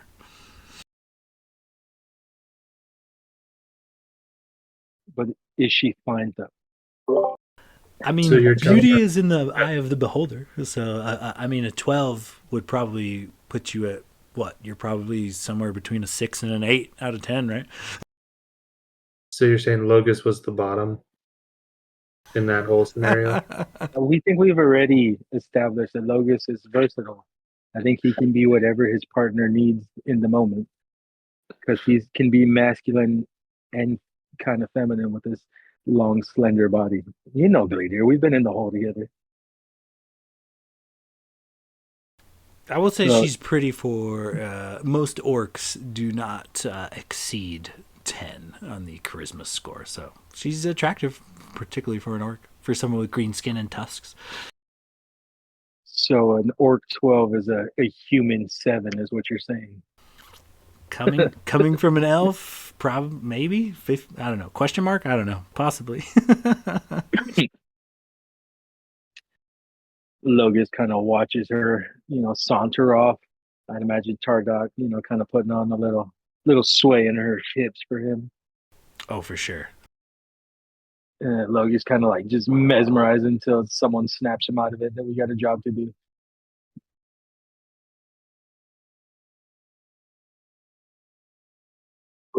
So, from this point, as you guys are just kind of on the outskirts of Xanathia, what do you guys do from here? We don't have to go through it, but I wanted to find for one of my spells, I need a here in a gem worth 300, never consumed. I marked off the gold, but I figure I might as well make it official. Yeah, something you could find around town easily enough. You might have to trade a few, like a laying hen might have to be worked into the transaction somehow. But yeah, it definitely works out.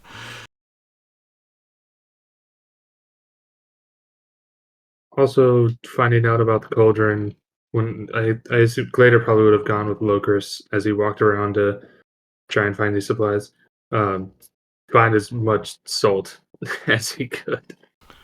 I'll say you could definitely find the 200 pounds of salt required to work the cauldron. It's not expensive. It's only going to be about 10 gold. But where are you putting said 200 pounds of salt? We have 2 bags of holding, right? Oh, we also have the portable hole. Right. You, So- you have Hey, many bro. receptacles, but which one is 200 pounds of salt going into? Because the What bags of happens to holding do have salt? a weight limit. And what happens to salt if it doesn't come into contact with oxygen, like in the portable hole? Does it just stay salt? That's too much time. This is fantasy. It's fine. Is it going to rust out Gigabraltar? Probably. If you add Yeah, water, but- he's totally fucked. I think Glader just is holding these giant bags of salt and just waddles up to Blade and nudges him with his foot. Blade, can you put down the fucking hole? There's a lot of salt. We need to hold it somewhere. I want to use the cauldron at some point. I mean, I don't want to because that means someone's dead. But if we need it, Oh, Jesus. Sure. And yeah, he'll open up the hole.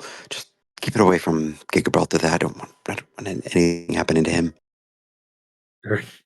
and he just, well, I don't know, as gently as he can, lower down. I'm assuming his many bags of salt. Okay, perfect. All right. Yeah, just plan for the worst. Quick, Hope for the best. quick Google search shows that you could buy 50-pound bags of Morton salt. So it's basically 4 kind of largest sacks, but that'd probably be it. Okay. Yeah, he just got 4 little sacks of salt. They just drops into our portable hole. Perfect. All right. Good to I'll know. mark off that 10 gold. For whatever reason, it does cost you 10 gold, but a laying hen is also in the transaction, but the other way around. So you had to take 200 pounds of salt and now have a chicken. He just walks up to Logus. Yeah, so somehow, I don't know what happened. I went to buy salt. I gave them money. I got salt. And then they also gave me this chicken. And he just hands the chicken to Logus. Oh, it's badass, dude. We could use this to buy some good shit, buy some drinks, buy 2 rounds of drinks with this. It's a healthy hen. This is a weird place. I just got a free hen for buying 200 pounds of salt. But I don't And get then it. it wasn't free. It was like change. So you probably paid with gold, and they didn't have the salt probably didn't cover the full gold, so they threw in the hen, which would account for the rest of the money. I mean, it's simple economy, Gladiator. I don't know why you're being difficult. Yeah, whatever. Are we supposed to meet your mom? No, we're supposed to recon the area real quick. and then I have to go take a shower. All right. Well, let's do that. A little recon. All right, Logan's like excited to get to the showers. We'll kind of look around. What do I see? Can we see the temple from where we're at? Not from where you're at, but it's been a feature of the city for a long time. And like your mom had said, your dad kind of had allies that came from the temple, so you definitely know where it is. You know it's only maybe an hour's walk from the city. But yeah, you're familiar with it. You've seen it and been around it. Maybe even attended a ceremony there. Yeah. All right. Anybody got any other questions or anything? And Logos will come. Temple's about an hour due that way. It seems that we got animals that are corrupted that we might have to deal with, so it might be best to go slow. Kind of pick them off as we go, and then as we get closer to the temple. Unless y'all are trying to walk to the temple right now, but that could open up a different can of worms.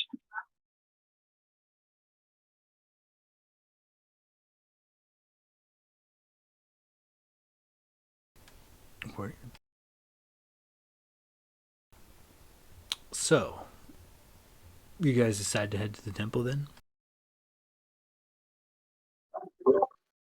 Yeah. Yeah, I mean, I assume we have some goods to help us coming.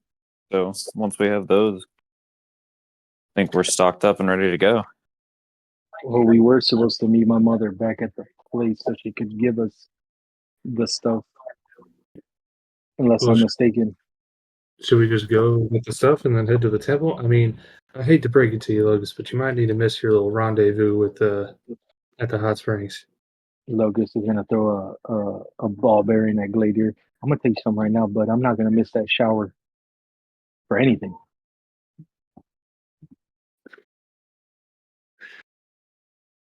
Well, why don't we? I mean, do you want us to get the items from your mom, and while you go to the shower, and then we meet at the temple? Like, what's? I don't think we necessarily have to go to the temple today. We could head out first thing in the morning. Well, I just thought time was of the essence because this killer death plague was spreading throughout your home. All right, Logos. Let's take the blood from the small head and put it to the big head. Your mom is sick, dying slowly, and you want to go get laid instead of helping your mom. What kind 2 of son are minutes. you? 2 minutes, Logos. My mother's been doing fine. 2 minutes isn't gonna change anything. Yeah, she's successfully contained the blight, and not to mention, this might be the last time we get to have sex because we'll probably die. Thank you. Not to mention, Gladiator, I'm pretty sure Muzatar, might go showering too. All right. Well, why don't you do your thing? We'll All get right, our fuck it. Let's item. go. Let's go in a little bit the forest and see what we see. Maybe we can get eyes on the temple at least. Unless is that what everybody wants to do? Well, I mean, is there No, like now a it seems like you're running away from your sexual role play. Well, let's I go back to that. I just you're right. I was thinking with the wrong head, like you said. I will do what the group wants. If y'all want to check out the temple, we can check out the temple.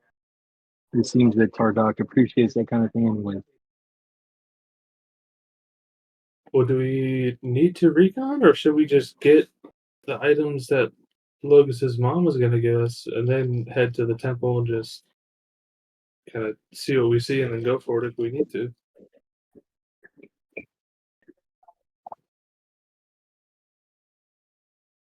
Well, it seems that we are not really sure what to do here. What is Zeriotol doing while we're having this discussion? He is playing with his dog. He has like pulled like a copper rod that resembles a stick out of his robe, and he throws it, and the dog runs and fetches it and brings it back to him, and he's giddy like a child. Oh man, that's so cool. I wish I would have done that. All right. How rude. Well, He's just your responsible pet owner right in front of you. yeah, where's Tony Hawk, by the way? Still watching Gladier's room, I think. No, I'm just kidding. Probably around, should you try to summon her.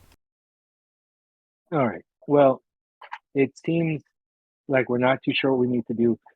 Logos will hold up the new magical bow. I need an hour to attune to this, anyways. How about we just, go meet back at my mom's, get this stuff, and then we can head out to the temple first thing in the morning. Any objections? Works for me. I just want to get to it. Alrighty. And with Let's do that, it. Logos takes off running towards the showers. Excellent.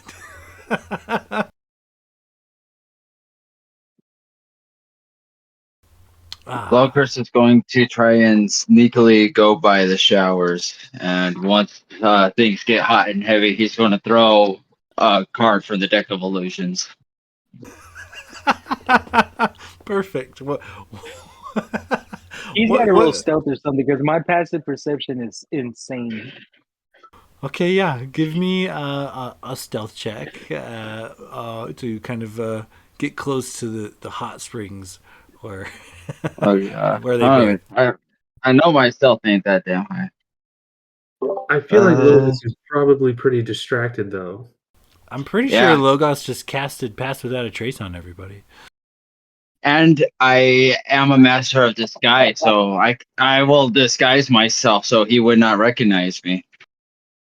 Okay, perfect. I'll say if you're going through the effort to disguise yourself as someone else entirely, you can make the stealth roll with advantage. Oh, it's still not enough to beat his passive. Don't care, still doing it. What is his passive? My passive perception is 25.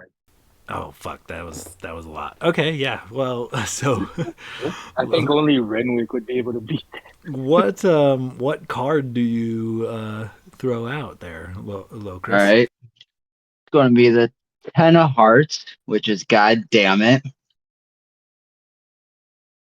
And that's going to be a cloud giant suddenly appears.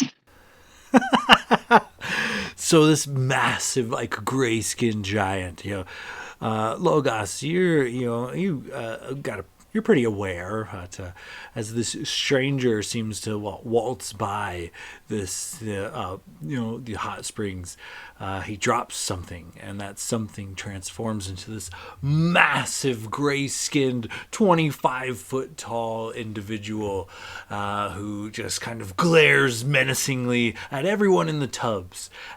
Screams erupt in the village, and several people in nearby tubs flee naked, run through the jungle, scurrying up trees and rope ladders and bridges as they flee like streakers into the town. Tardok wastes no time and leaps from the hot spring, gives a whistle, and several of her tribeswomen descend from the treetops into the illusion and crash through it into the ground. She looks perplexed as she stands soaking naked, staring at this now obvious illusion. She said, "What in the absolute fuck?" Don't worry about it, baby. It's someone playing a trick. I want him to watch.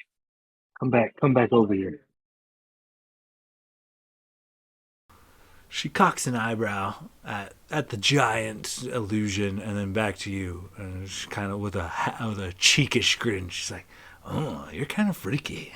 She returns to the tub with you. I think like seeing my calm, collected demeanor, I think will suit her into coming back.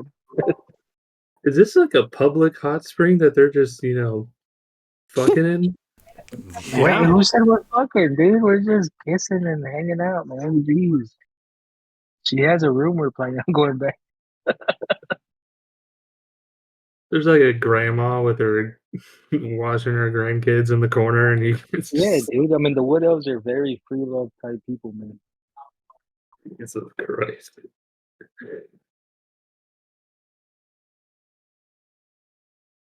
I think in the town it'd be kind of like a rule of thumb, like not to bathe your kids after hours.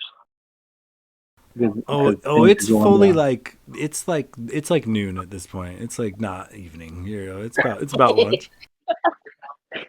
There's also some freaks and voyeurs who disregard the rules.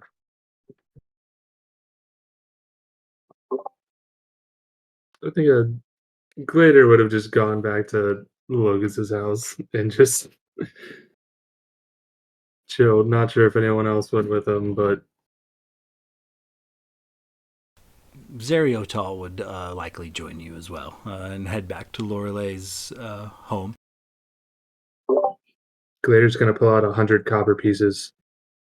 Zeriotal, what will you give me for this? What are you trying to do? Bribe me? I mean, give it to me. What do you want? I mean, what do you have? Do you have some like I don't know, like potions or fun little doodads or baubles? I believe I gave you a trinket upon the Dawn Treader that was part of a collection. I have a couple more if you would like another. Oh yeah, you gave me that little statue thing that glowed in the dark. Yeah, you got anything else like that? Yes, several others. He pulls out it is a small, like, statue. It's only 8 inches or so, but it's a statue of a lighthouse.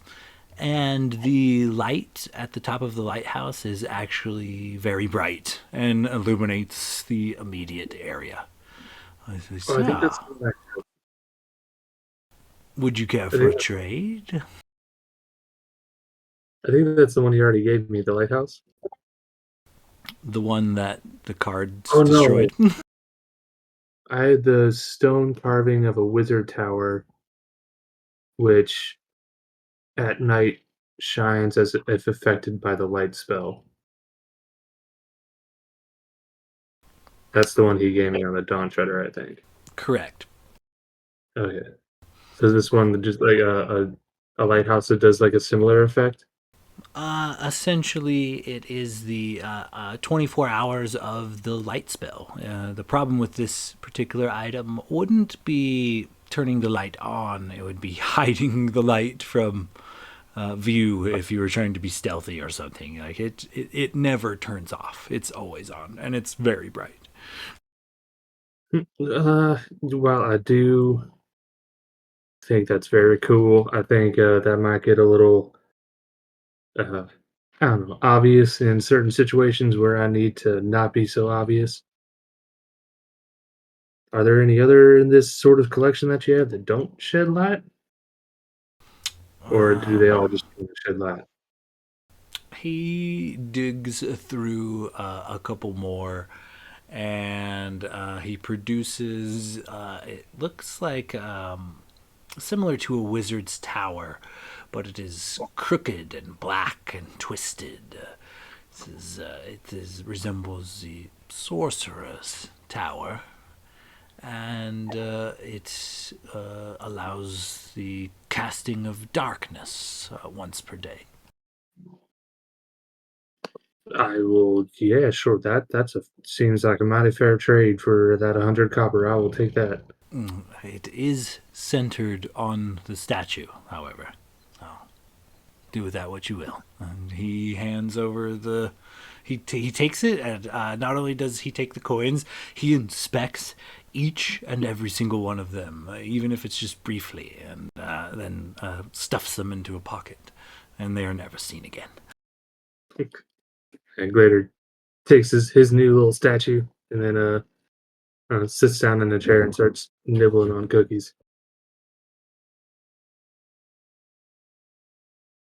And before long, go ahead, Gladier, go ahead and give me just a charisma check. We're going to call just a d20 with your charisma modifier.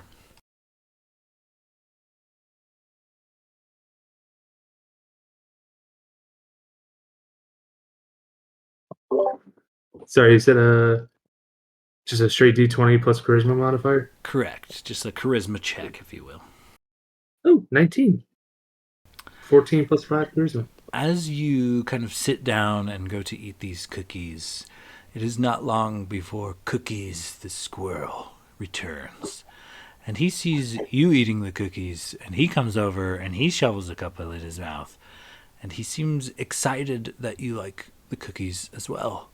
And he begins shoveling them into his mouth very rapidly, but like every like 2 or 3 cookies that goes into his mouth, he straight up just shoves one into your mouth as well, crumbles and all. So he is taking the lion's share of this batch of cookies, but he is happy to share at least one for every like 2 or 3 that he gets. And he just kind of stares at you while he chews cookies and awaits the party.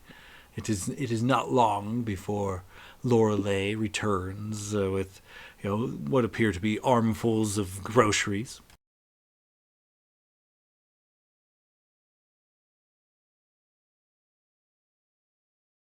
Gladiator's kind of sitting there feeling trapped in the chair, just letting this squirrel shove cookies into his mouth, afraid to see what might happen if he refuses.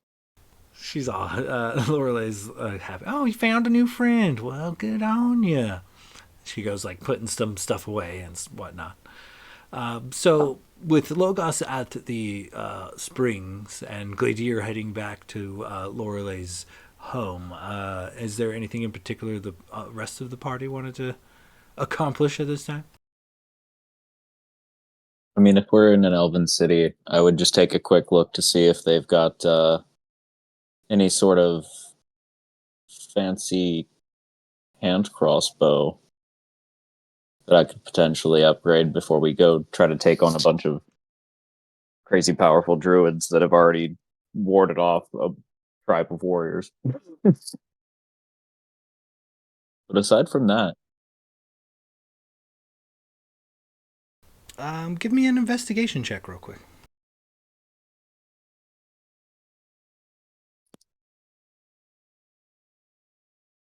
that's a 10.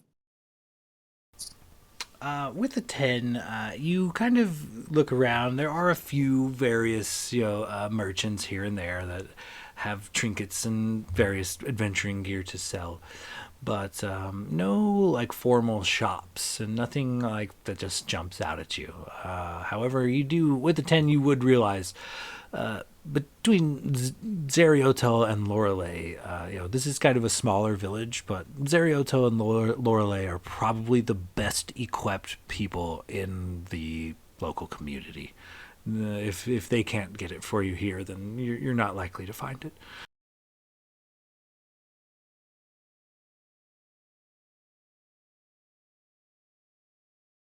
Yeah, I mean, if I'm able to consult one of them, I guess shortly to see if they can access an upgrade for my hand crossbow. Which That would be sick. one of them? I'm gonna go with the druid. I feel like they're a lot of times they're rangers, so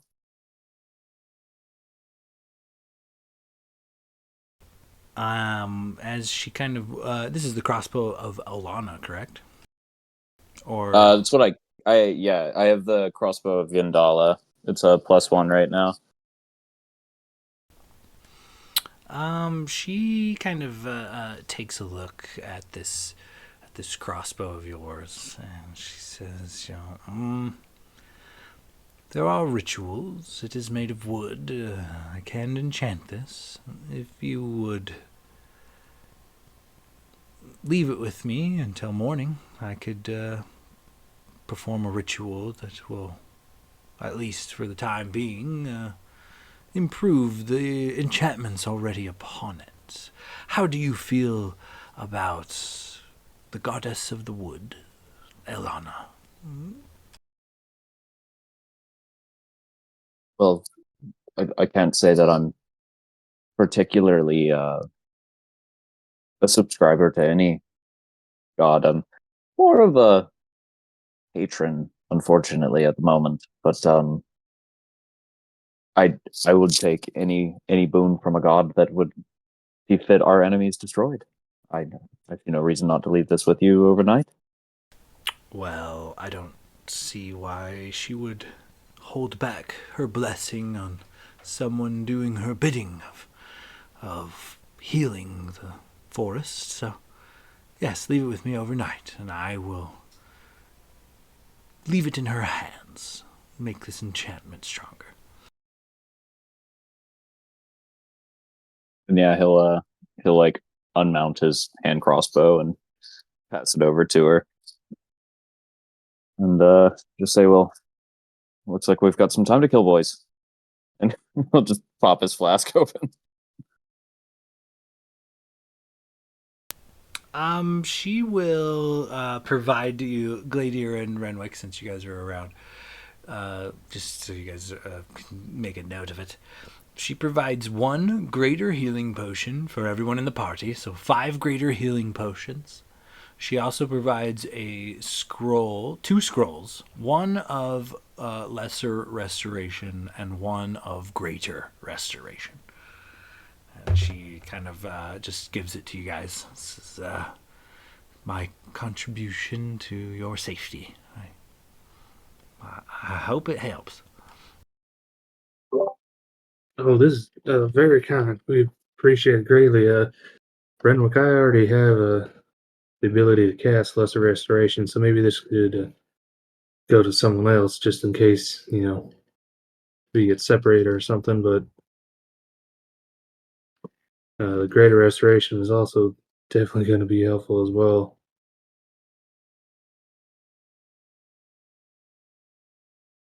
Well, for what it's worth, I feel like typically you and Blade are sort of the ones that keep us patched up. So perhaps he hangs on to the lesser, you hang on to the greater.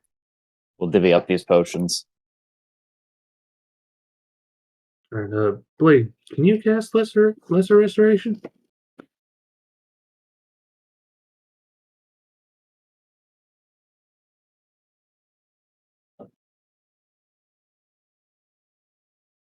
Blade, did you fall asleep in the chair again? God damn it, no, I just couldn't find my button. Um, yes, I believe I do have the capabilities. All right, so shit. I think Logus can also cast Lesser Restoration. I mean, well, I mean, either one of us can still take it. It's one less, you know, spells, for lack of a better term, because we're in a fantasy world without D&D Beyond, but one less spell slot to burn off. So, I mean, yeah, I guess we can just both split them up and, gives us extra capabilities later.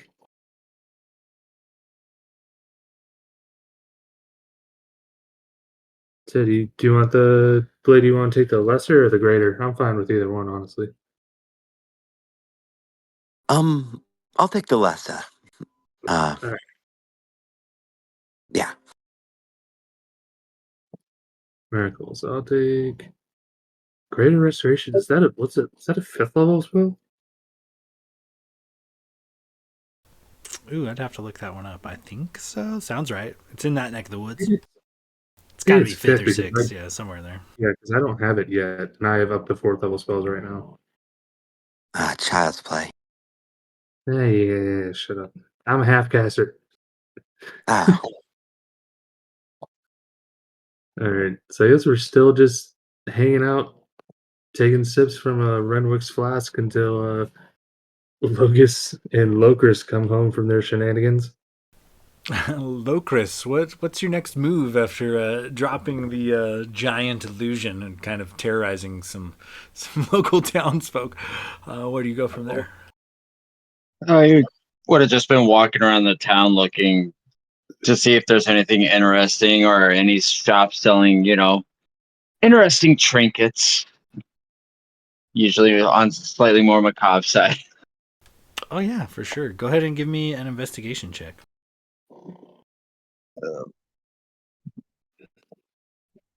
That's a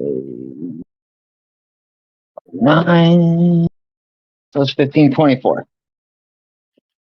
Oh, goddamn. Okay, so you're kind of looking around for things and keeping an eye out for the macabre, and something catches your eye. It's small, like a birdhouse, but it's made of wood, similar to how the houses and things are around here. It looks like it's lashed together with like vine and rope and twine. It's very small though, like a birdhouse, and it has on each of the four corners of this dangling birdhouse, it looks like a skull, like a small skull. Birds, a crow, a robin, some other avian creatures, but it just kind of dangling outside near one of these homes. And you just get some real wild kind of macabre vibes from this little birdhouse. How much for the birdhouse? The door kind of slams open, and a very not symmetrical looking fairy. It looks like it has a hunchback. It looks like its face is kind of deformed, and it's got sharp teeth, and it's kind of flitters about. And it says, "Do you speak Elven?" No. It says some garbled nonsense to you in Elvish, what you can presume is Elvish. Shakes its fist at you and slams the door. I will. Let's see, where is it? One action touch for 1 hour. I touch myself in the chest, excuse me, and I cast tongues on myself. And that lets me understand any spoken language, and any creature I talk to understands what I say. And then I'll walk into the store and say, excuse me, I seem to have missed that. The lady kind of cocks an eyebrow. Yeah, it's interesting. She fancies the birdhouse. I don't know what to tell you. It's yeah, Nightwood's a big place. There's lots of nature here. Sometimes people find their way to the Fae. Sometimes Fae find their way to people. She's kind of stuck here, I guess. But you're interested in purchasing my little angry fairy friend? No, a birdhouse Oh, the home that hanging outside. Well, she currently calls that home. They're kind of a packaged deal. I'd be happy to trade it to you, but you gotta take her with you. What would you want? You to take the birdhouse and this chicken. She kind of slides a hen across. And then both of them are your problem now.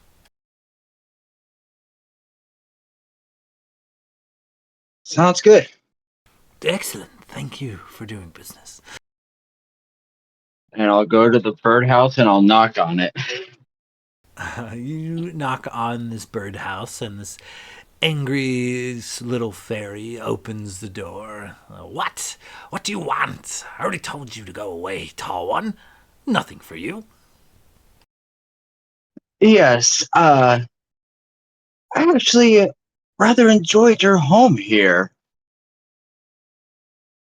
It's a wonderful construction. You see the fairy kind of beam a little bit, stand up as straight as it can, with like bowed legs and a hunchback. Yeah, I built it myself. Fancy, huh? Very, and the bird skulls, I think, really added a nice touch.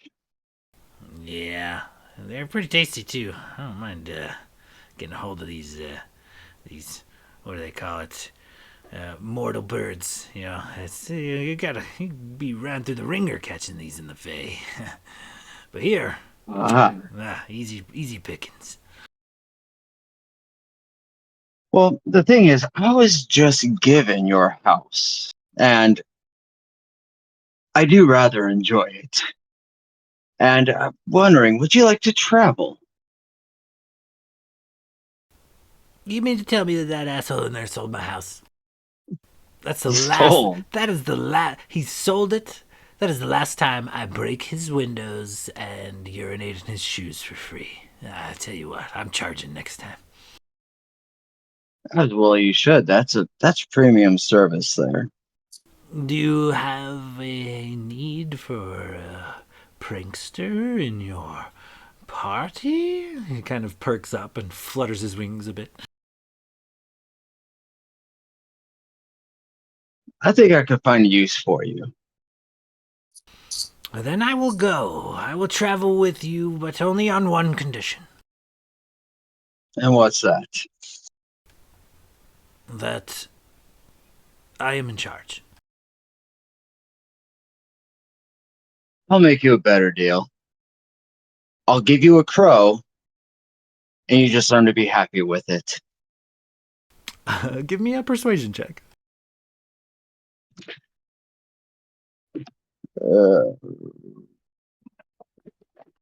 14 plus 5, 19. He says, all right. You give me a crow, and I get to call you Frank. Sure. You don't happen to speak common or infernal, abyssal, or giant, do you? Elven and Sylvan, but that's all. Why? You don't. Why? You don't like Sylvan or Elven? I do not speak them. I mean, I have people I could use as translators, but that'll get annoying. Well, I don't know. I don't know about all that mortal things. Yeah, I just this is my house. Let's go, Frank.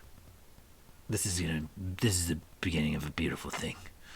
How long do I gotta wait on that crow? Oh, I just gotta pull it out. You just go in your house, and I'll help you out here in a minute. All right, no funny business. Call me when the crow's No, here. got it.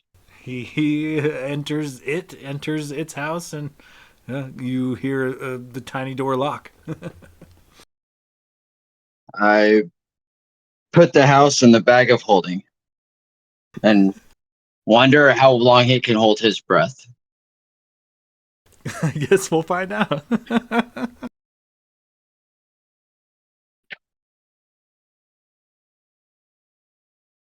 And then I'll head back towards Loguses. All right. Let's see. Anything else in particular we need to do? Logos is soaking at the springs. Blade, you've been awful quiet. Anything in particular?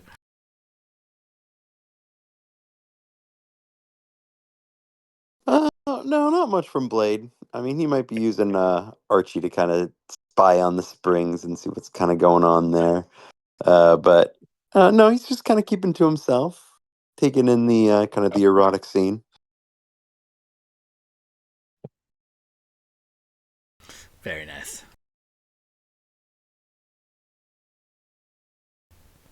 Logos. It is not long before, after a steamy encounter at the hot springs, Tardok, you notice a couple of other she-orcs kind of come up to her, and they give her the lowdown, and she kind of nods, and she says, well, we'll have to continue this a bit later, Elf Prince. She smiles. I've got some things that need to be taken care of. She pulls a similar move as before, and something you've seen Zatar do recently. She kind of hands you a key and points off in the distance to her domicile. Your friends and family here have been nothing but accommodating. If there is anything I can do, please help yourself and tell me. I would be happy to accommodate the sands of justice. She smiles and embraces you before packing up some of her gear and heading off into the forest with some of these she-orcs.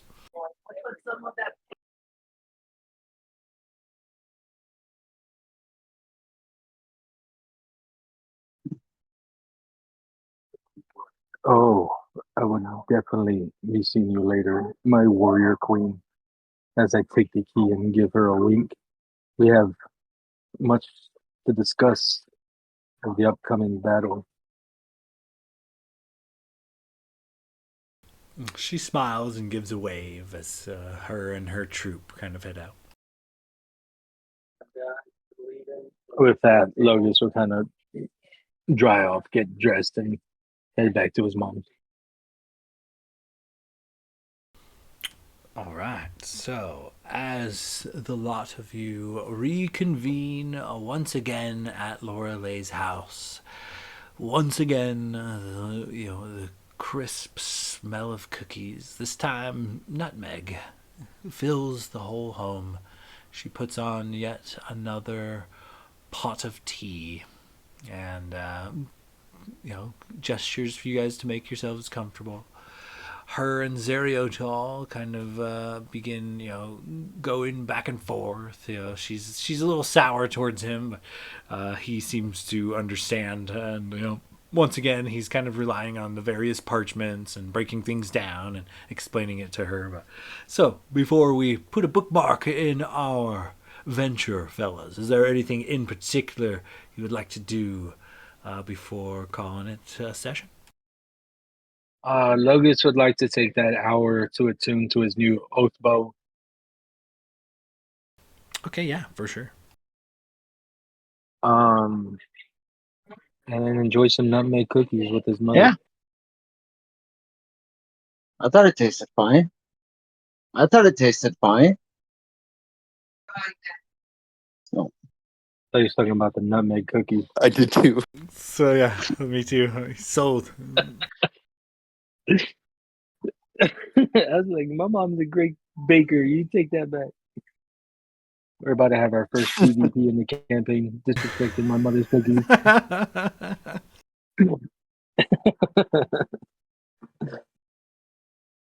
That's what broke the sands of justice.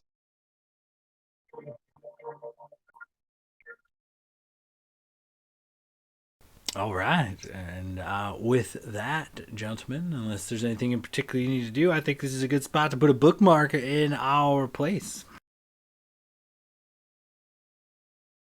Sounds like a plan. Yeah, Start off Oh, on sounds the good.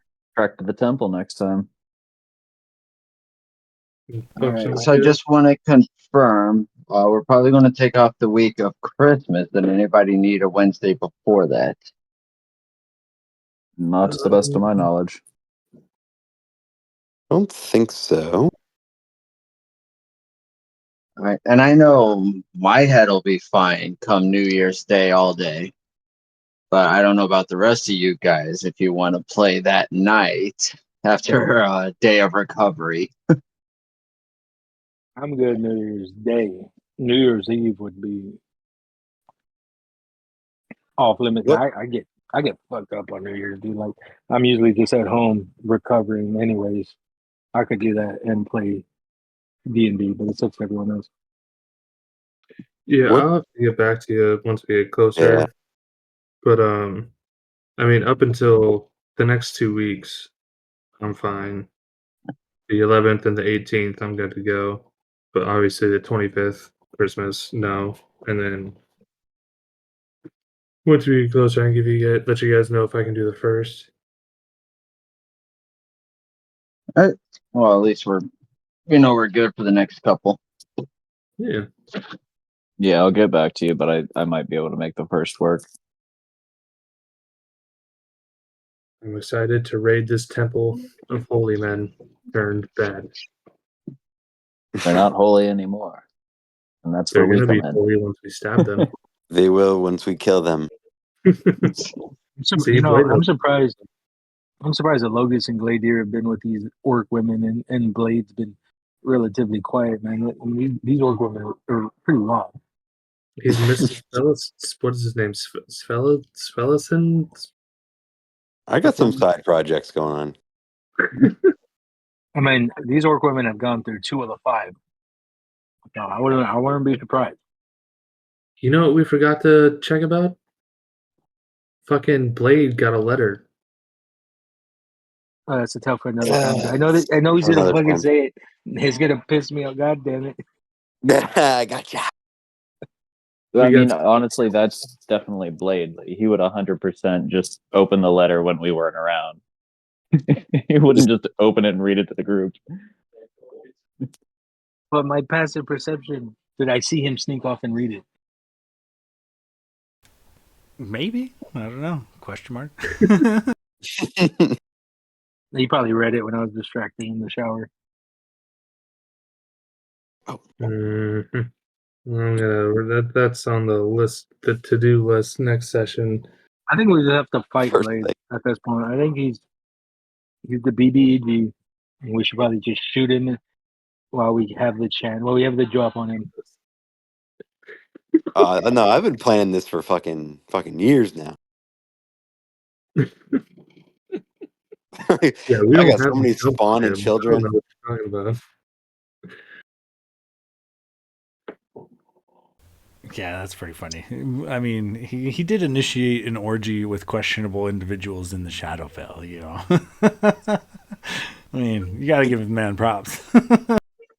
Yeah. Did he also have an orgy in a pig, in a cow pen or a pig pen or something like that? I was in the Shadowfell No. with like the weird like pirate people of that lake town that was protected by the stone pillars or whatever in the Shadowfell. Oh yeah.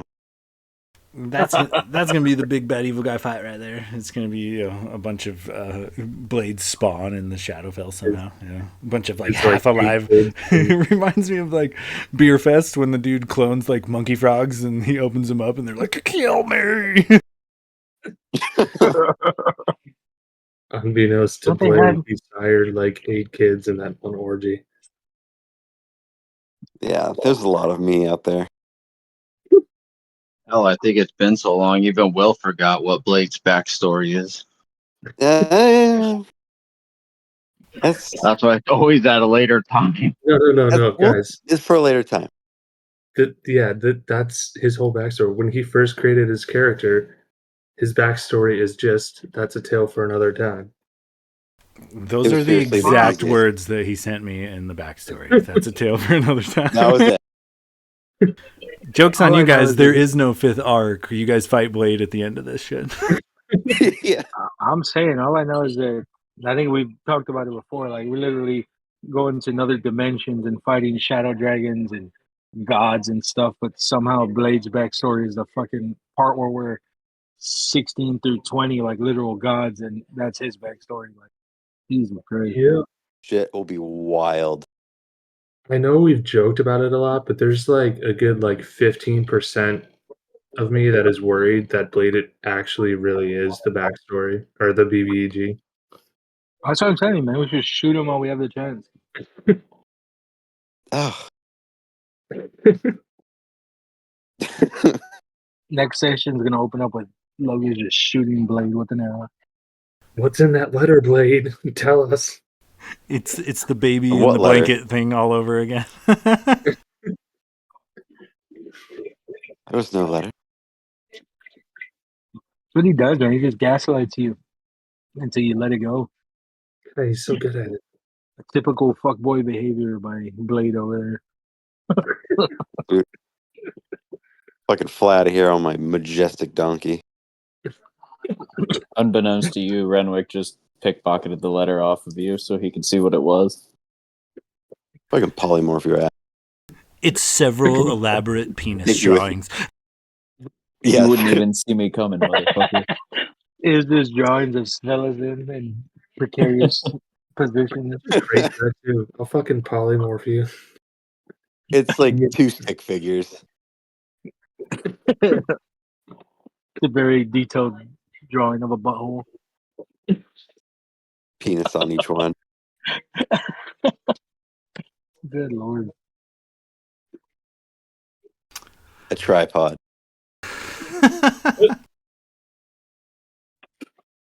All right, fellas, I'm going to get out of here for the night. Keep in touch. Let's do this crazy thing again soon, yeah? Sounds Alrighty. good, fellas. We'll see y'all. Yeah, Alright, good talk to you session. later. Have a good night. Catch you guys Night, soon. y'all.